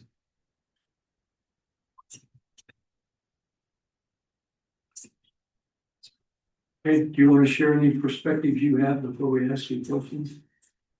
Yeah, I think the only thing that I'd really like to bring up is we did come before the committee earlier this year, at the beginning of the year. The client originally purchased the property with setbacks that were existing. Those setbacks, if I am remembering correctly, there was a 20-foot variance, so that 30-foot was 10-foot in the front and the back, and then we had an 8-foot variant or an 8-foot setback on both sides. And that's how this property was when he purchased it. He currently lives in Nebraska. He intends to come out here and make this his full-time home. And he's working through some things to make that happen. So we initially came before the committee requesting those variances be reinstated. And we were given direction that we were just asking for too much. And so to reduce that, so we took that direction, we've come back, we've reduced it pretty significantly. And really to try and appease what you guys are. Charlie, you can clarify for me. So when he's saying come to a committee, I don't know who you're referring to, is that the planning commission? No, sorry, before you guys. Before the court, sorry. Because I don't remember in January hearing on this problem. Was this the, okay, I think this is the same problem. Do you remember what the names were, Felix? Yeah, so they came through with the same name, Applegarth is the owner. But the one previous to Applegarth was. That goes back further than I remember, but I think the board, Applegarth, is that what you said? that's the current owner, yes. I remember it, the board's looked at this at least twice in the past. Okay, and it sounds like there was a variance for this property a time ago. Yep. I remember it. Yeah, I can't remember what the details of that variance was. Oh, I remember it well. Oh, good. Yeah, So variance was granted on October 22nd. if it was during COVID, it was Zoom call, my cell phone was dying. Yes, you shared the same sentiment in the last time, so. Okay. Speaking of memories like an elephant, you are correct, Trappers Loop Road. I was thinking it wasn't, but I just looked up and it is included in that to that hillside. So if this does daylight from view on Trappers Loop, there would be some standards. Okay. What are your? There were only 3 of us on the call. And there was influence. And I said I when I meant to say no. Yeah, I had issues with this one. I'm kind of glad this came back. So often you get to have a redo. What I do remember, even then, that they were trying to put a giant house on a postage stamp. When all the surrounding lots are, 5-10 acre lots, and here's 0.57 because it was grandfathered. It's on the ridge line, and they wanted to put a giant, I don't even know if it's this house, but previous owner had a giant house. And, I was pretty concerned over that. And we didn't have an in-person meeting, which I think that was hard times at that. To me, oh, and I don't mean to cut you off, if you have more you want to jump in with this. No, I think we're good. I just wanted to bring that up. What's the square footage of this house? Square footage as drawn is 11,300 square feet. I was gonna say 10,000. And that's including both floors. That's including both floors. Okay, You're about 5,500 on one level and 6,500. okay. I love big houses. I think they're neat. I think they're neat to look at. But a house with 7 bedrooms, 10 bathrooms, 3-car garage on a postage stamp, I think is definitely self-imposed hardship. So I can share with you, if that's their goal for a house, I'm not very interested in seeing a variance at all. On any of its 4 sides. But I'm open for your opinions. How does a lot this size get grandfathered in to where it's not absorbed into everything else? So sometimes, well, the county adopted zoning, I think for the first time in the Ogden Valley in 1966. Some lots were actually created prior to 66. In fact, some lots that are in the valley that were created prior to 66 are the reason why zoning was created. And when it was created in 66, I don't know what the zoning was for this particular property. But a lot of this area was zoned for 1 acre lots. So my guess is that the half-acre lot, if it's a legal non-conforming lot, non-conforming was okay in this case because non-conforming means it was created at a time when it was legal. And because codes have been adopted since then that make it less conforming, that makes it non-conforming. So I can't tell you definitively on this one, but lots in this circumstance are usually in that case, they were created prior to the zoning. Is this house connected to a public water system? It's a private lot. Private water system, but it's not a well, a personal well. And how about the sewer? Is it a public or a private sewer system? No, it would be private, they would have to do a specific. Is it a second thing? So it's a one. Okay.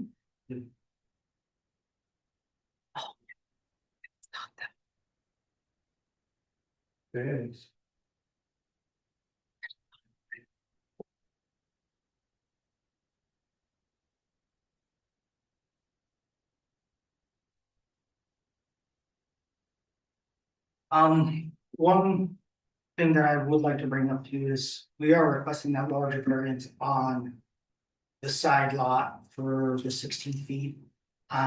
That's really just to satisfy the patio and a place for a hot tub. I don't know if there's an ability to carve out just a square footage to make that happen. We wouldn't necessarily need an entire variance for that. I don't know if you guys can make a ruling on that, but definitely would be open to something to that regard. It's about a 500 square foot patio that they're looking at. So that's something else that we would definitely entertain.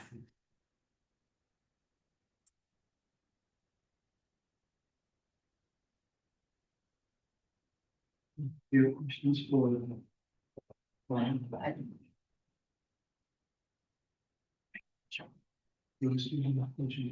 Still studying. Study away. So Lauren, again, if you will, for me. Small lot, big house. Wanting variances, is that not self-imposed?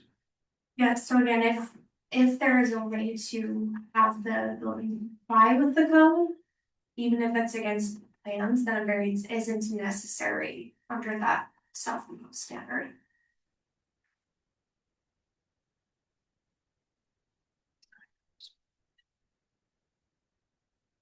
So even to the extent of. You gotta redesign your house. Yeah. Okay, yeah, because I don't see any unusual, obviously the lot's small, but there's not, it's flat, Felix said. There's nothing from a topography, there's no easements, there's no encroachments. It's just a small lot with a giant house, what maybe building. Giant can be. It is a fairly irregular shape, it's a triangle, and so there is that 30-foot setback in the rear side. We're asking for 4 foot so that we can square up the house to actually fit with the lot, make it work and maximize the space. That's the reasoning for the 4 foot setback on that portion. So you're talking this picture Felix has up right now, that little corner. That's basically it's running in over the variance. Yep. That's the 4 feet you're That's for the 4 feet. What's that mean? Down there, that's mechanical space. Up above that, immediately above that is primary suite. So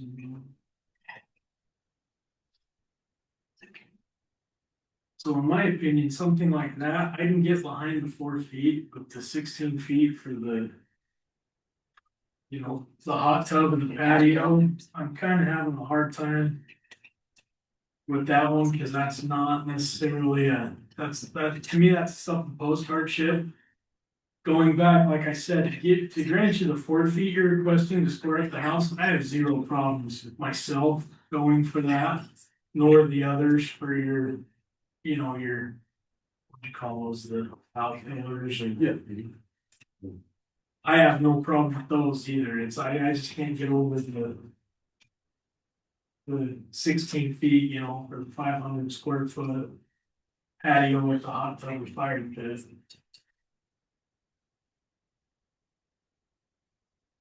That makes sense. Yeah, so Felix, we're talking 4 foot on the rear to accommodate, so they don't have to make that mechanical room a triangle. But that could be, if we had been here. And then the 1 foot 2 inches is for all those pillars. The reason those pillars are gonna extend into the zone.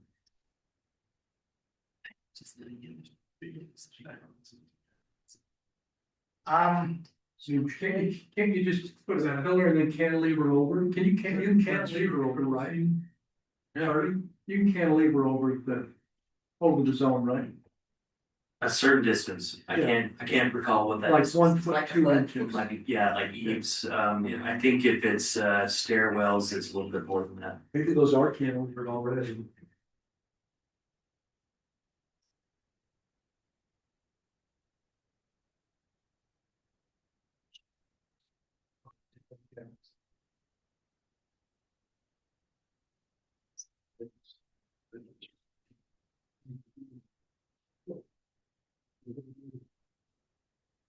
So are those coming out for the pillars for the roof line? So if you go to. Trying to think, which one will you have, it's this one, like the roof. There's the last one.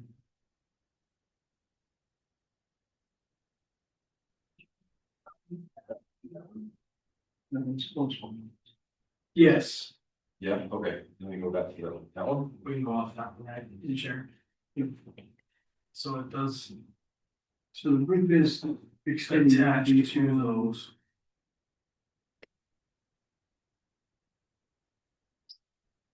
That's my question. So the variance is for the pillars, not. But the roof line, is that what you're thinking? They're attached to. Yeah, but the 1 foot. the roof is These extending. in The consideration, not roof is just, extending out further. yeah. Yeah, so you want to, what was it, 1 foot 2 inches or whatever, it's. Is that. Where's the 4 foot one? Oh, that's that. That's the back. You may not have a problem with it, but I think it's all something problems. I really do, I just think. What an angle on that mechanical room. And it's more expensive to do. It's also the primary suite. I mean, the subterranean is the mechanical space, but really it's to square off that primary suite and make that a functional space in the down, so. And you could. Redesign the house, cut out the bunk room a little bit. And then you'd have enough room. No, I think, I mean, it's a beautiful house. I go back to that. It's a beautiful house, but I just think. Trying to put it on a 0.57 acre parcel. I assume when the guy bought the property, the owner bought the property, it never shrunk.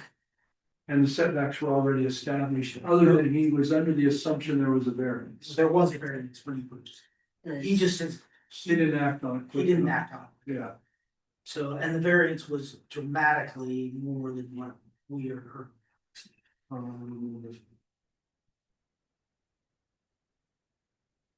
So those are the circumstances of use of the property. and that is unfortunate, but had he bought it and immediately built, or at least got a building permit, he could have preserved those. Those expired, they expire after a year, though, don't they, Charlie? A variance? There is a time that they expire, Yeah. after I can look it up what it is, but there is a time limitation. When did his current owner purchase this? I'm not sure what his purchase date was. It was in 2020 at some point. So can I clarify?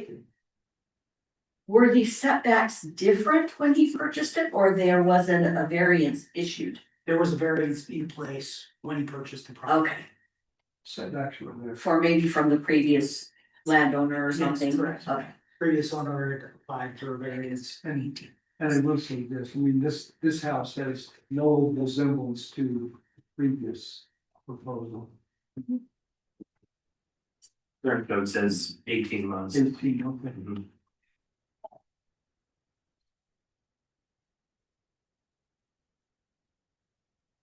And those previous variances were 8 foot on the front yard, so 10 foot variance on the west yard, 5 foot variance on the east, and 10 foot variance on the building. So those previous variances.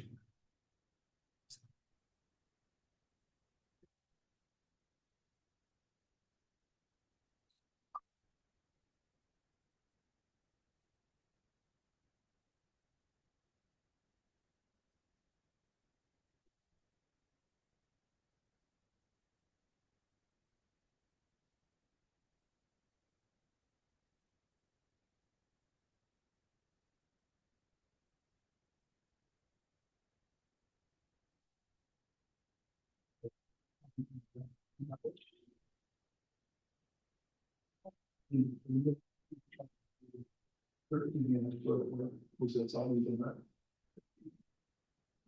Individual point, but. Can you look at that thing?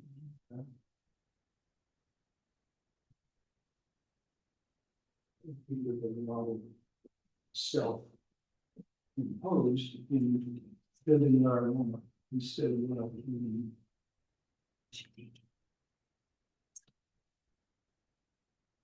Okay, so if we grant no variances, is there a plan B for this house? Not currently. There would have to be, right? So we'd have to go back to the drawing board. I will just reiterate, when we stood before you, 8 or 9 months ago. The board had requested that we request fewer variances and less and smaller, and we did that. And we're back in front of you again. Coming with that request, so, you know, how many times? You told her it wasn't here for that meeting. Yeah, you Was were, it- because you relayed the exact same. It was in January. So you were there. I hope I wasn't. You told us about sitting on the porch and Zoom call the first time and wishing you hadn't done that, so. Is it appropriate to get the meeting notes from that meeting, because we're kind of. I mean, if we had asked them to do something and they feel like they're complying. But we're maybe starting all over. I mean, this is a new request entirely, so you are, go ahead. So it really doesn't matter what we said or didn't say 9 months ago, is what you're saying.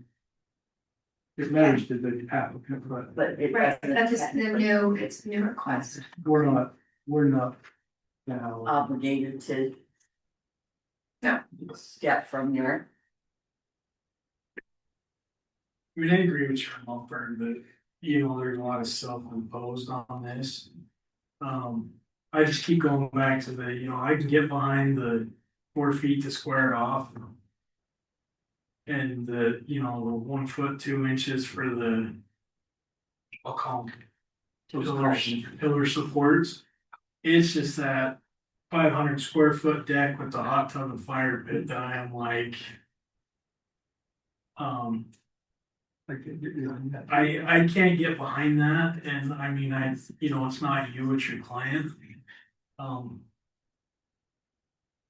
To me, like I said, I can get behind allowing a variance to make things square and look very aesthetically pleasing, but the same hand, you know, I understand they want to enjoy a hot tub and a fire pit, but Charlie, can you put a hot tub and a fire pit in a setback zone?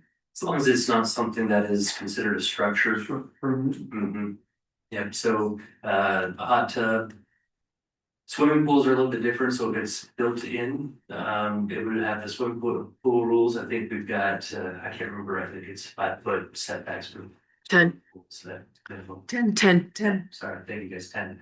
And so they may be different than what the code is, but above ground hot tub, mobile, you know, movable, it's fine. The other one was the patio deck, is that what? A fire pit, Fire.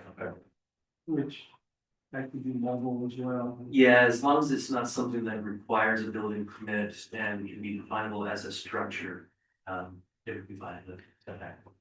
What if there's stairs? Stairs can go into the setback area by, I want to say that's 5 feet, somebody's on the, 8 wide. 8 feet, no more than 8 feet wide along the wall, along the wall. along the wall, Project- 5 feet. Projecting into the setback. As long as it's not attached to a structure. Yeah. A little while since I've done some of the land use permits, so we should probably be looking that direction for the those.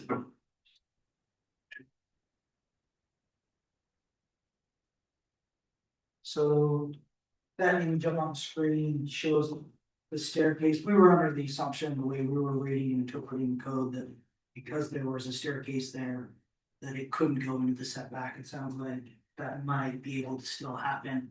So I don't even know if the setbacks actually required here, but I'd love some clarity on that as to, you know, the way this is drawn and designed with that staircase and hot tub, if that would be considered structure.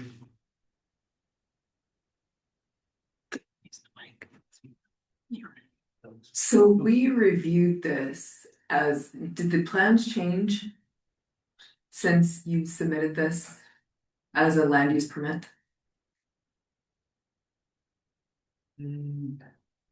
I guess this is the only thing we've ever submitted. Okay. Right, so this was reviewed as a structure. The hot tub, the stairs, and the patio being a structure. Looks like it probably has footing. Yeah. Foundation. That's how we reviewed it, and so that's where the declination came in for it.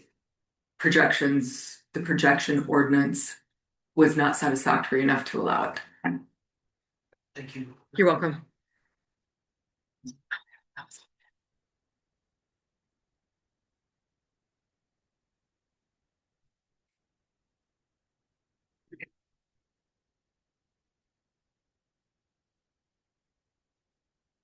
So, Mr. Harmon, on these pictures here. Sorry, I'm looking at the screen. It looks like it's got foundation coming out attaching to that deck, is that correct? On the fire pit side, I guess you'd say, line D, we'll call it line D on the bottom.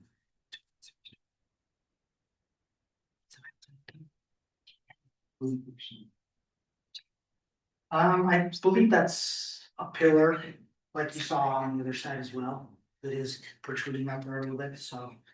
And then what we're calling the structure for that hot tub is tied into that, so.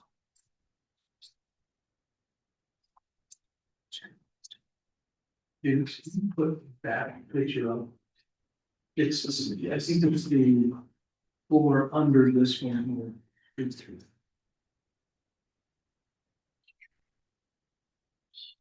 There we go. So those window wells, or what are those boxes? The other ones. And they're within the footprint, or within the setback, it looks like. Correct.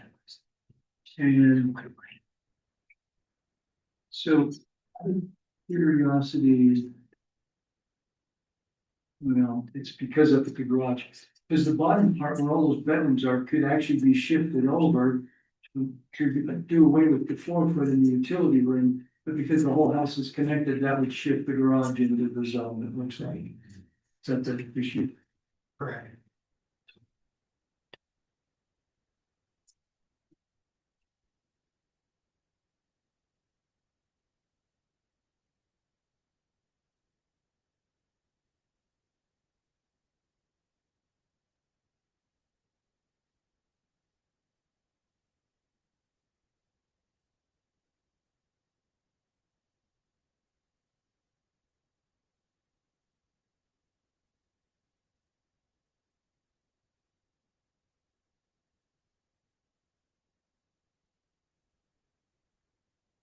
Sorry, I feel bad that we led you perhaps to believe, come back with last, after the last meeting. I don't remember seeing this house, maybe we did, I just can't remember. It was not this house. We completely scrapped those designs and redraw, and that's why I say, how many times, or you say do X, Y, and Z, and you come back trying to meet those, so. So is this scaled back? This is extremely scaled back. I'm gonna pull a member Ben Peterson here and say morally, I felt like if, you know, we've told them to scale it back and they've tried to be in compliance with it. I don't know.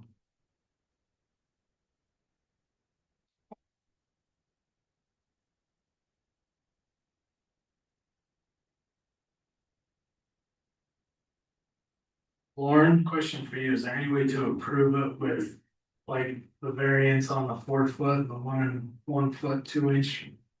Minus the 500 square foot? Yeah, you can make changes, yeah. You do it anyway. I'm curious, what's the dimensions on that entryway? I can't read that. I guess. Where Are you looking, oh, where the door is, there's a, right, Yeah, I just can't read that dimension. 10 foot 2? 18.2. 18.2.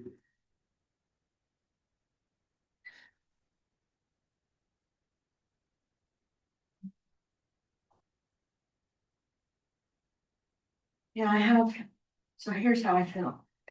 Yes, please. It's beautifully designed for this unusual shaped lot.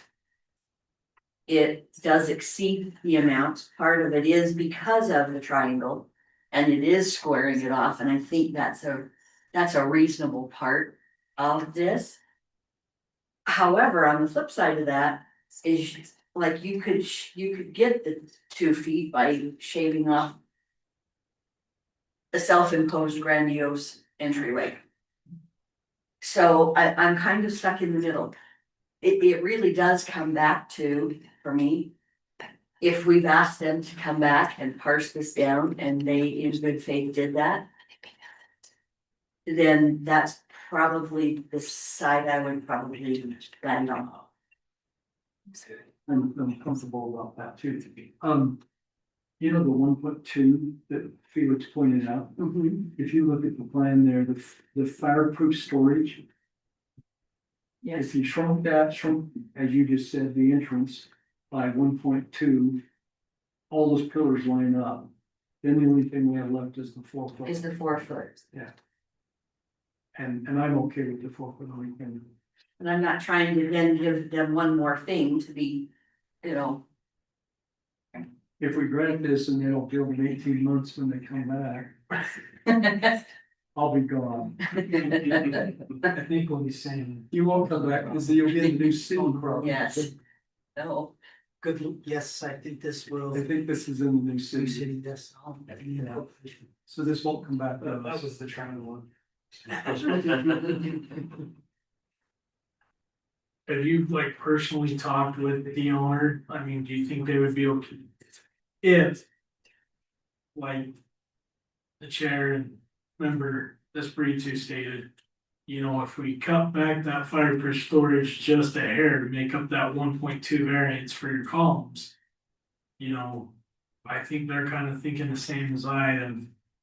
The 4 foot's a no-brainer. Yeah, I think they'd definitely be open to working with anything you guys would be willing to give me. And nothing on that. Other than whatever that was. That 16-foot thing. The guest suite. No, not the guest suite. the fire pit and then. Yeah, well, the guest suite's still there. That's the bunk room. So can we flip back to that? I guess it's still lower level, so we can make sure we're, It's, this one is your, this is, yes, the upper. the upper one. Where, is that where the fire? Yeah. Yes. So Charlie, question for you, so if we were to grant these variances and they were able to change the design to where the deck did not have anything structurally attached to the house, I mean, other than, you know, the lawn, they would be okay to have that? I believe so. Now, as long as they didn't have the footing foundation. I think our code says something about height above ground as well. So like if you build a patio that's, you know, just lit up above, it doesn't have footing foundation, that wouldn't be considered something that would be a violation in the setback. But if you're building a deck that projects out, then that's, so over a certain height, that's where we start doing the math. So like a pergola, is that required?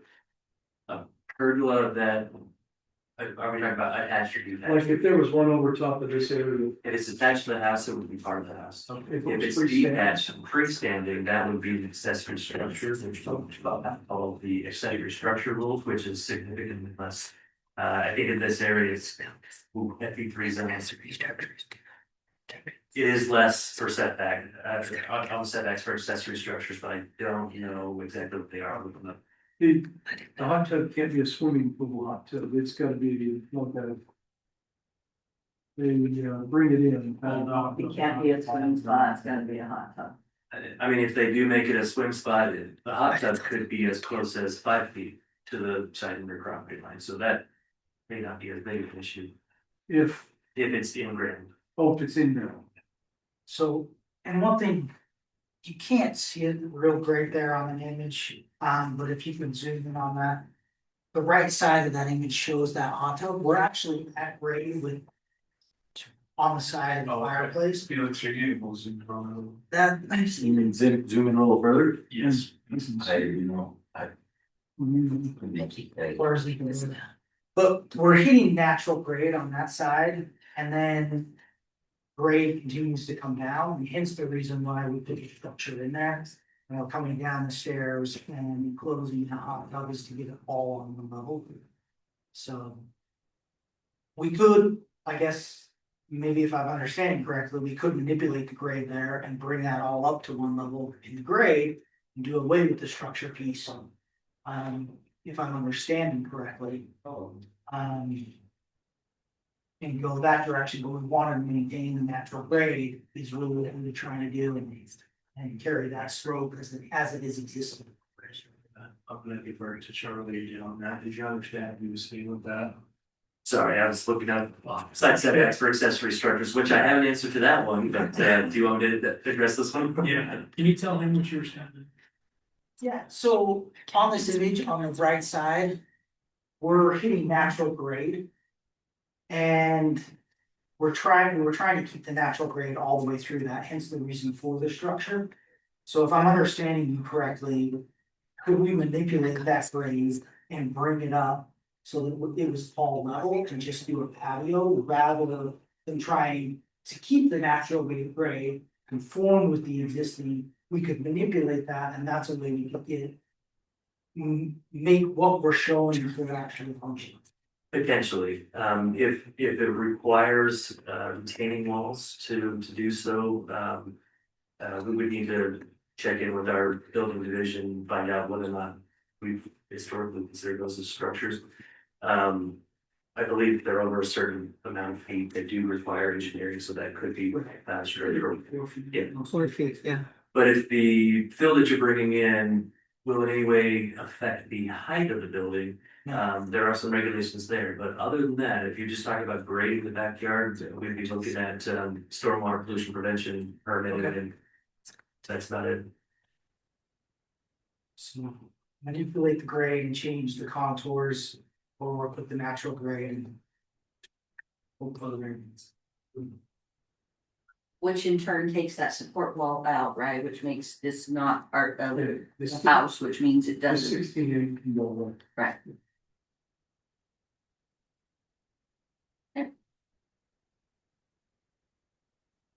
So. I was gonna make a motion. And if you feel comfortable, we'll do it on the 502. Nothing to do with what we may have said or did in the past. Lauren, is that correct? Yes.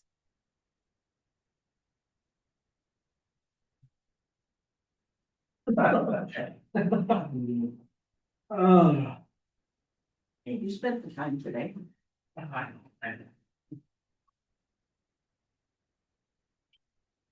How would we word that though? Did you remember how we talked about downsizing the utility or the fireproof storage to make it so that those? Well, we don't need to do that, we just don't want to do that. Okay, so we'll grant it. They can decide if you want. And you, technically, you could do the same on this. And this. Oh, it's right here. It's that one. I think Marshall probably said. It's that. And you carry it upstairs, I looked already on the next floor. It's just a corner, there's no window. There's a. Almost there. What do you do? Support wall. Chair, can I make a recommendation for a moment, when you do the motion, if it's going to be just for a partial grant, just make sure you delineate which parts are being granted and which are being denied. That makes sense. So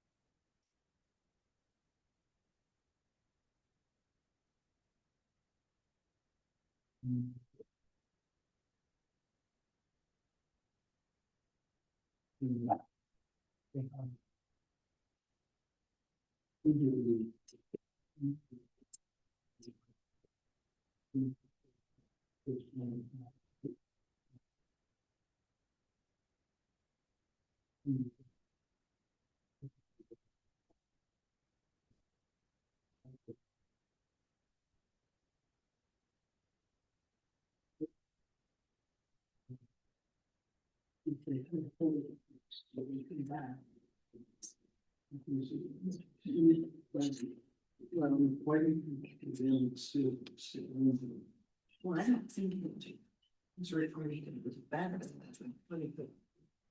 They wanted, you want less. Yeah. Yeah. And not knowing what that was, and since you're want to know what that was, and I can see it's a totally different house, then it's not connected. To that. Right. Decision on the stuff. So this is brand new. We've never seen it before. We just come to something. There's a something goes through.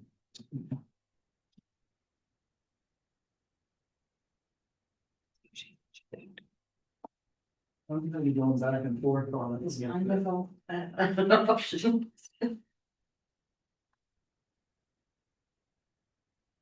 So I can say this and make it easy for you too. I feel really bad if we, but we were looking at a house, It's different.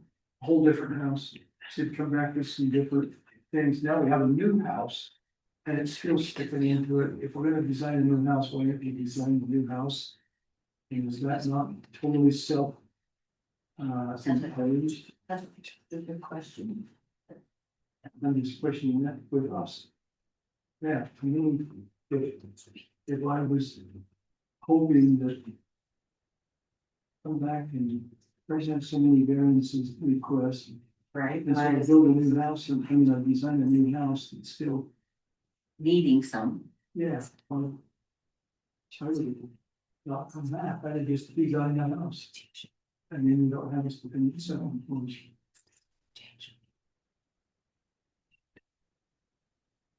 I will say that was the instruction that you gave us.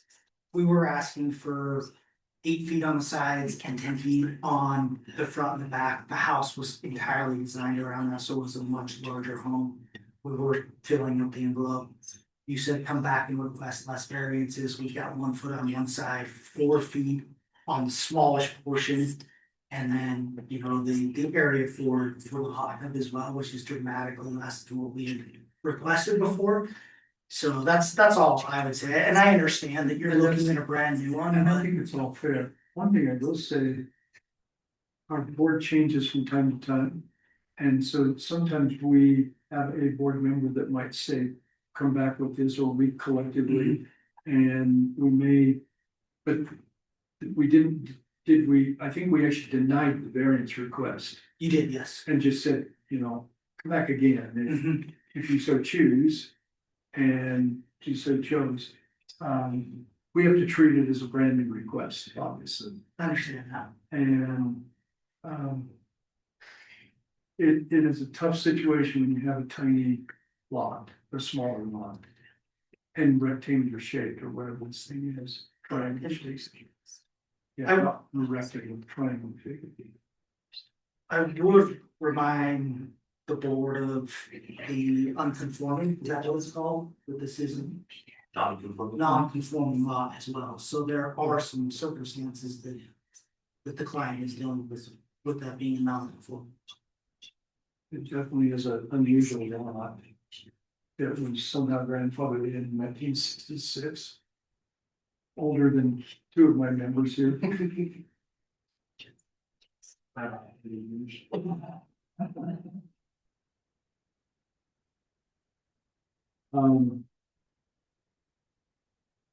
Is there?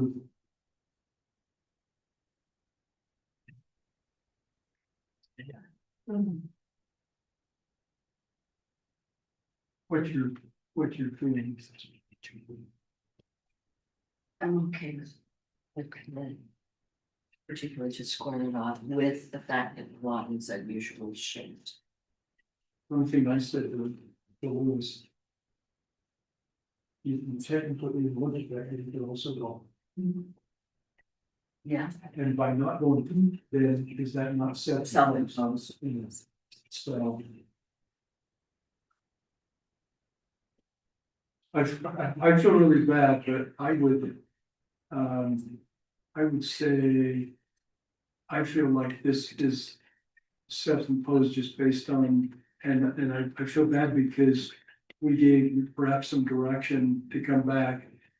I can look at this house and I'm kind of a builder, I can tweak it and make it fit in the envelope.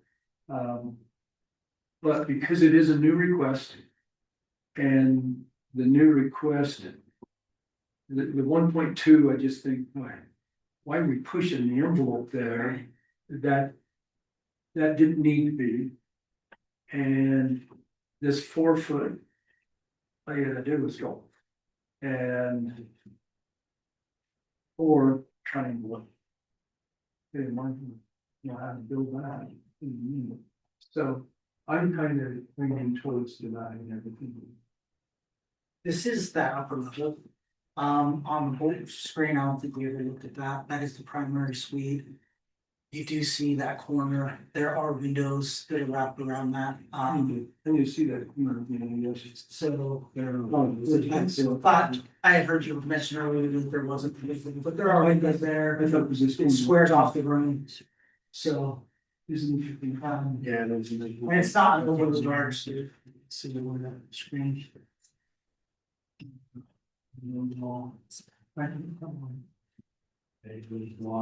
If we. Oh, there, we lost. I was looking at this.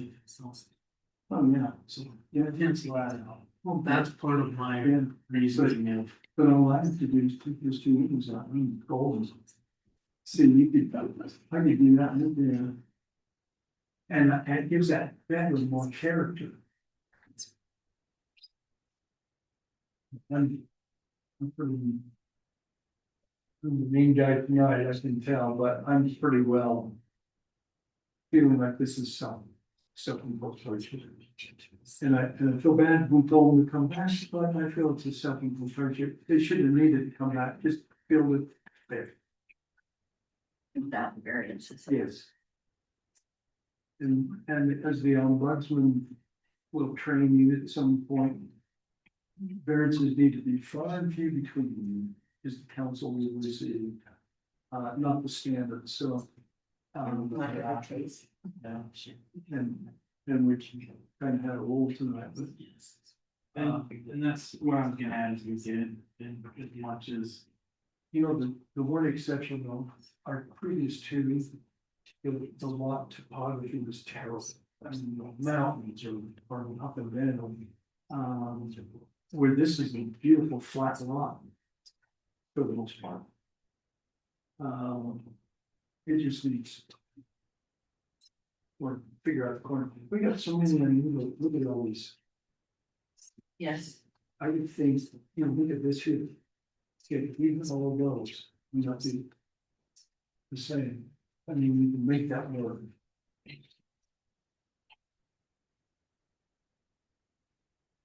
Okay. Well. Would you like to make a motion? Brenda? Do I need to just go through? Oh, you don't have to do it, you just make. Can I just clarify one thing too? It's been mentioned several times, this is a flat lot. There is actually, the back corner is 5842. And the front corner is 5824. So there's 20 feet of grade from the front of the lot to the back of the lot that the client is also doing. So. There is actually quite a bit of topography on it, but they're trying to conform with, they're trying to keep that natural grade tied into the topography as well. Which is one reason why, as Felix mentioned earlier, it really does look like a single family home the way that they've designed it. So, Yeah. Okay.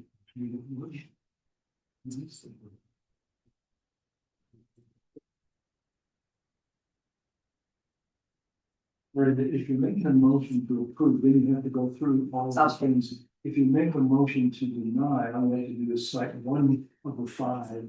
That's really easy that's all you have to cite. Correct, Lawrence?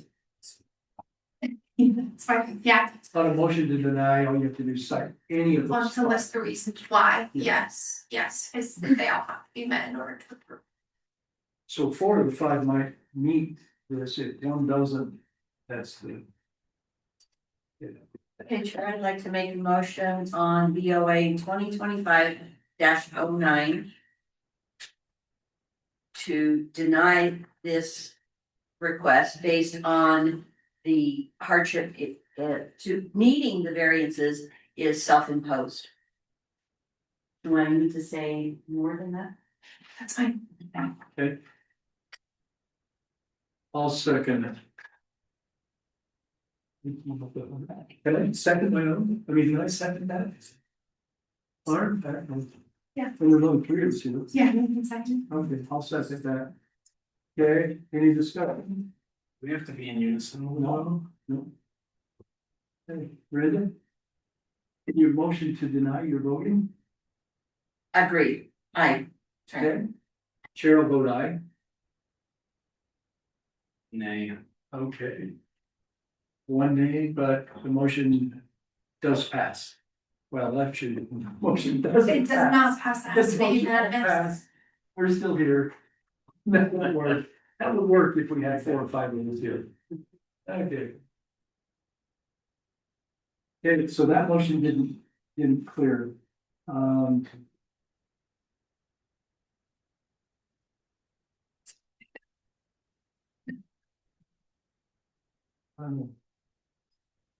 Yeah, I'm with you, Charlie. What happens? Not supposed to hear what I'm whispering. So If we can't decide, you'd have to table it. we have to table or would it fail? You'd have to table, Oh. it'd go into the next, appeal authority agenda.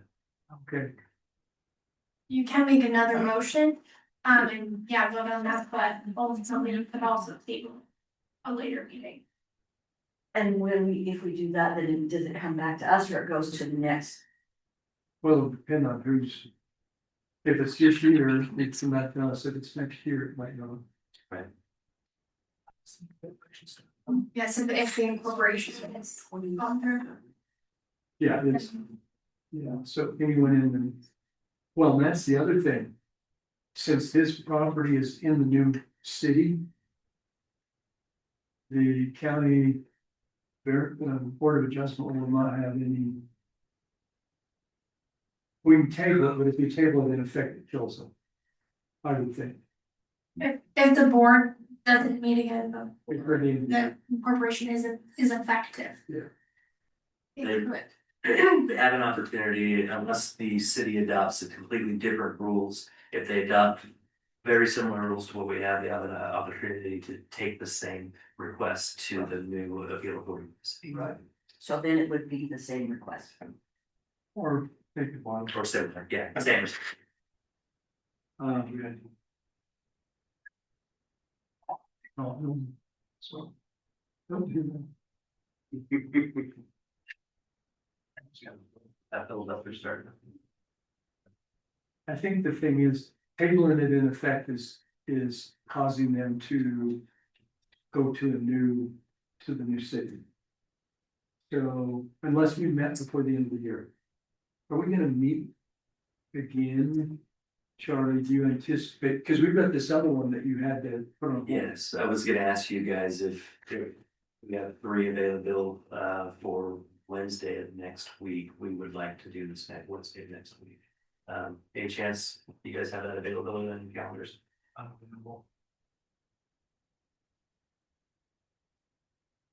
What time? We usually do 4:30, but Might have to push it to 5 ocean trading stuff forward. okay, we can find a time that works best for you, so we can find. I do think we should try and make a final decision on this if we can. Well, we need to also resolve this other one as well, Yeah, so the other one is. because the other one's going into the new city too, so that needs to be resolved before.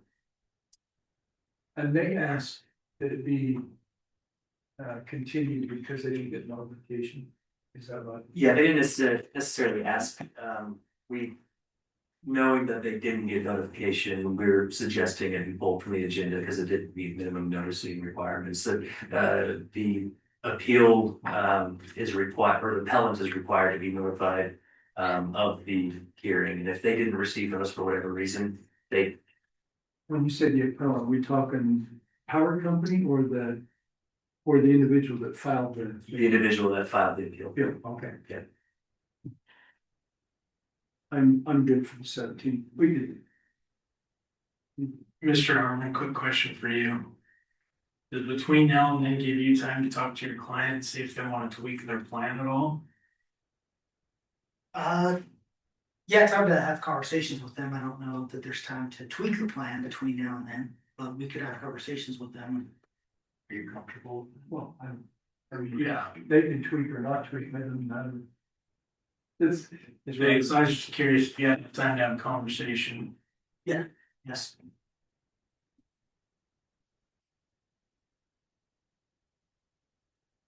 Mhm.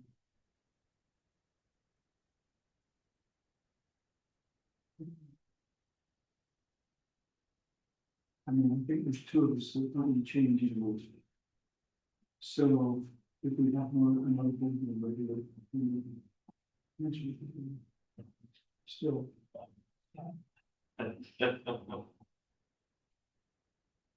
Or.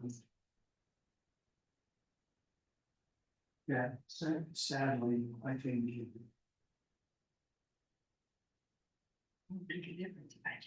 I think what Miranda said is just a fact, and that is.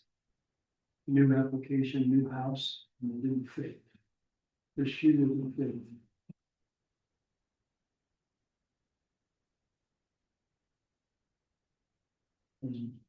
Now we have. Chair, I'd like to make a motion on VOA 2025-09. The request for a variance. I'd like to deny the request because the hardship is self-imposed.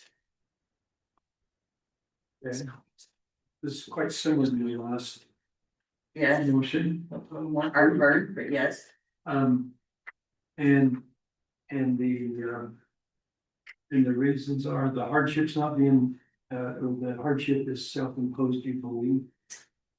I do, although it's a beautiful home and I like the way it sits on the property. It is self-imposed in the size, which requires variance.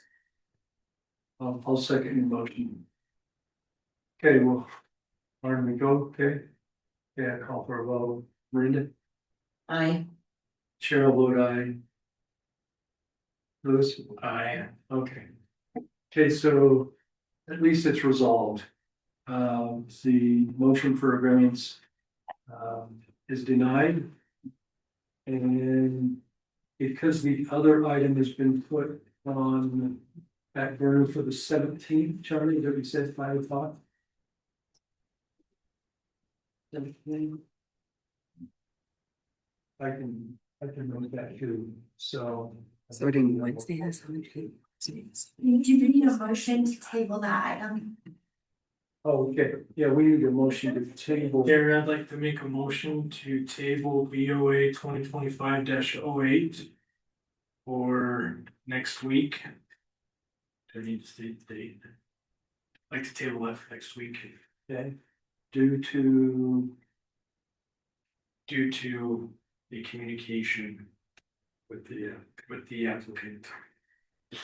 okay, I'll second that. All in favor? Bye. I, And I. Okay, Wednesday. It's Wednesday. 5 o'clock on Wednesday.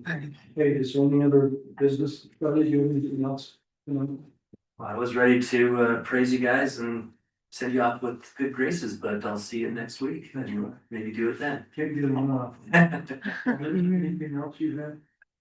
Thank you for being here and. Danny. Thank you. Tiffany, thank you. You need a motion to adjourn. I guess I did have something. Sharon, I'd like to make a motion to adjourn. Second. Okay, all in favor? Aye. Okay, thank you. Yeah, Oh, we have to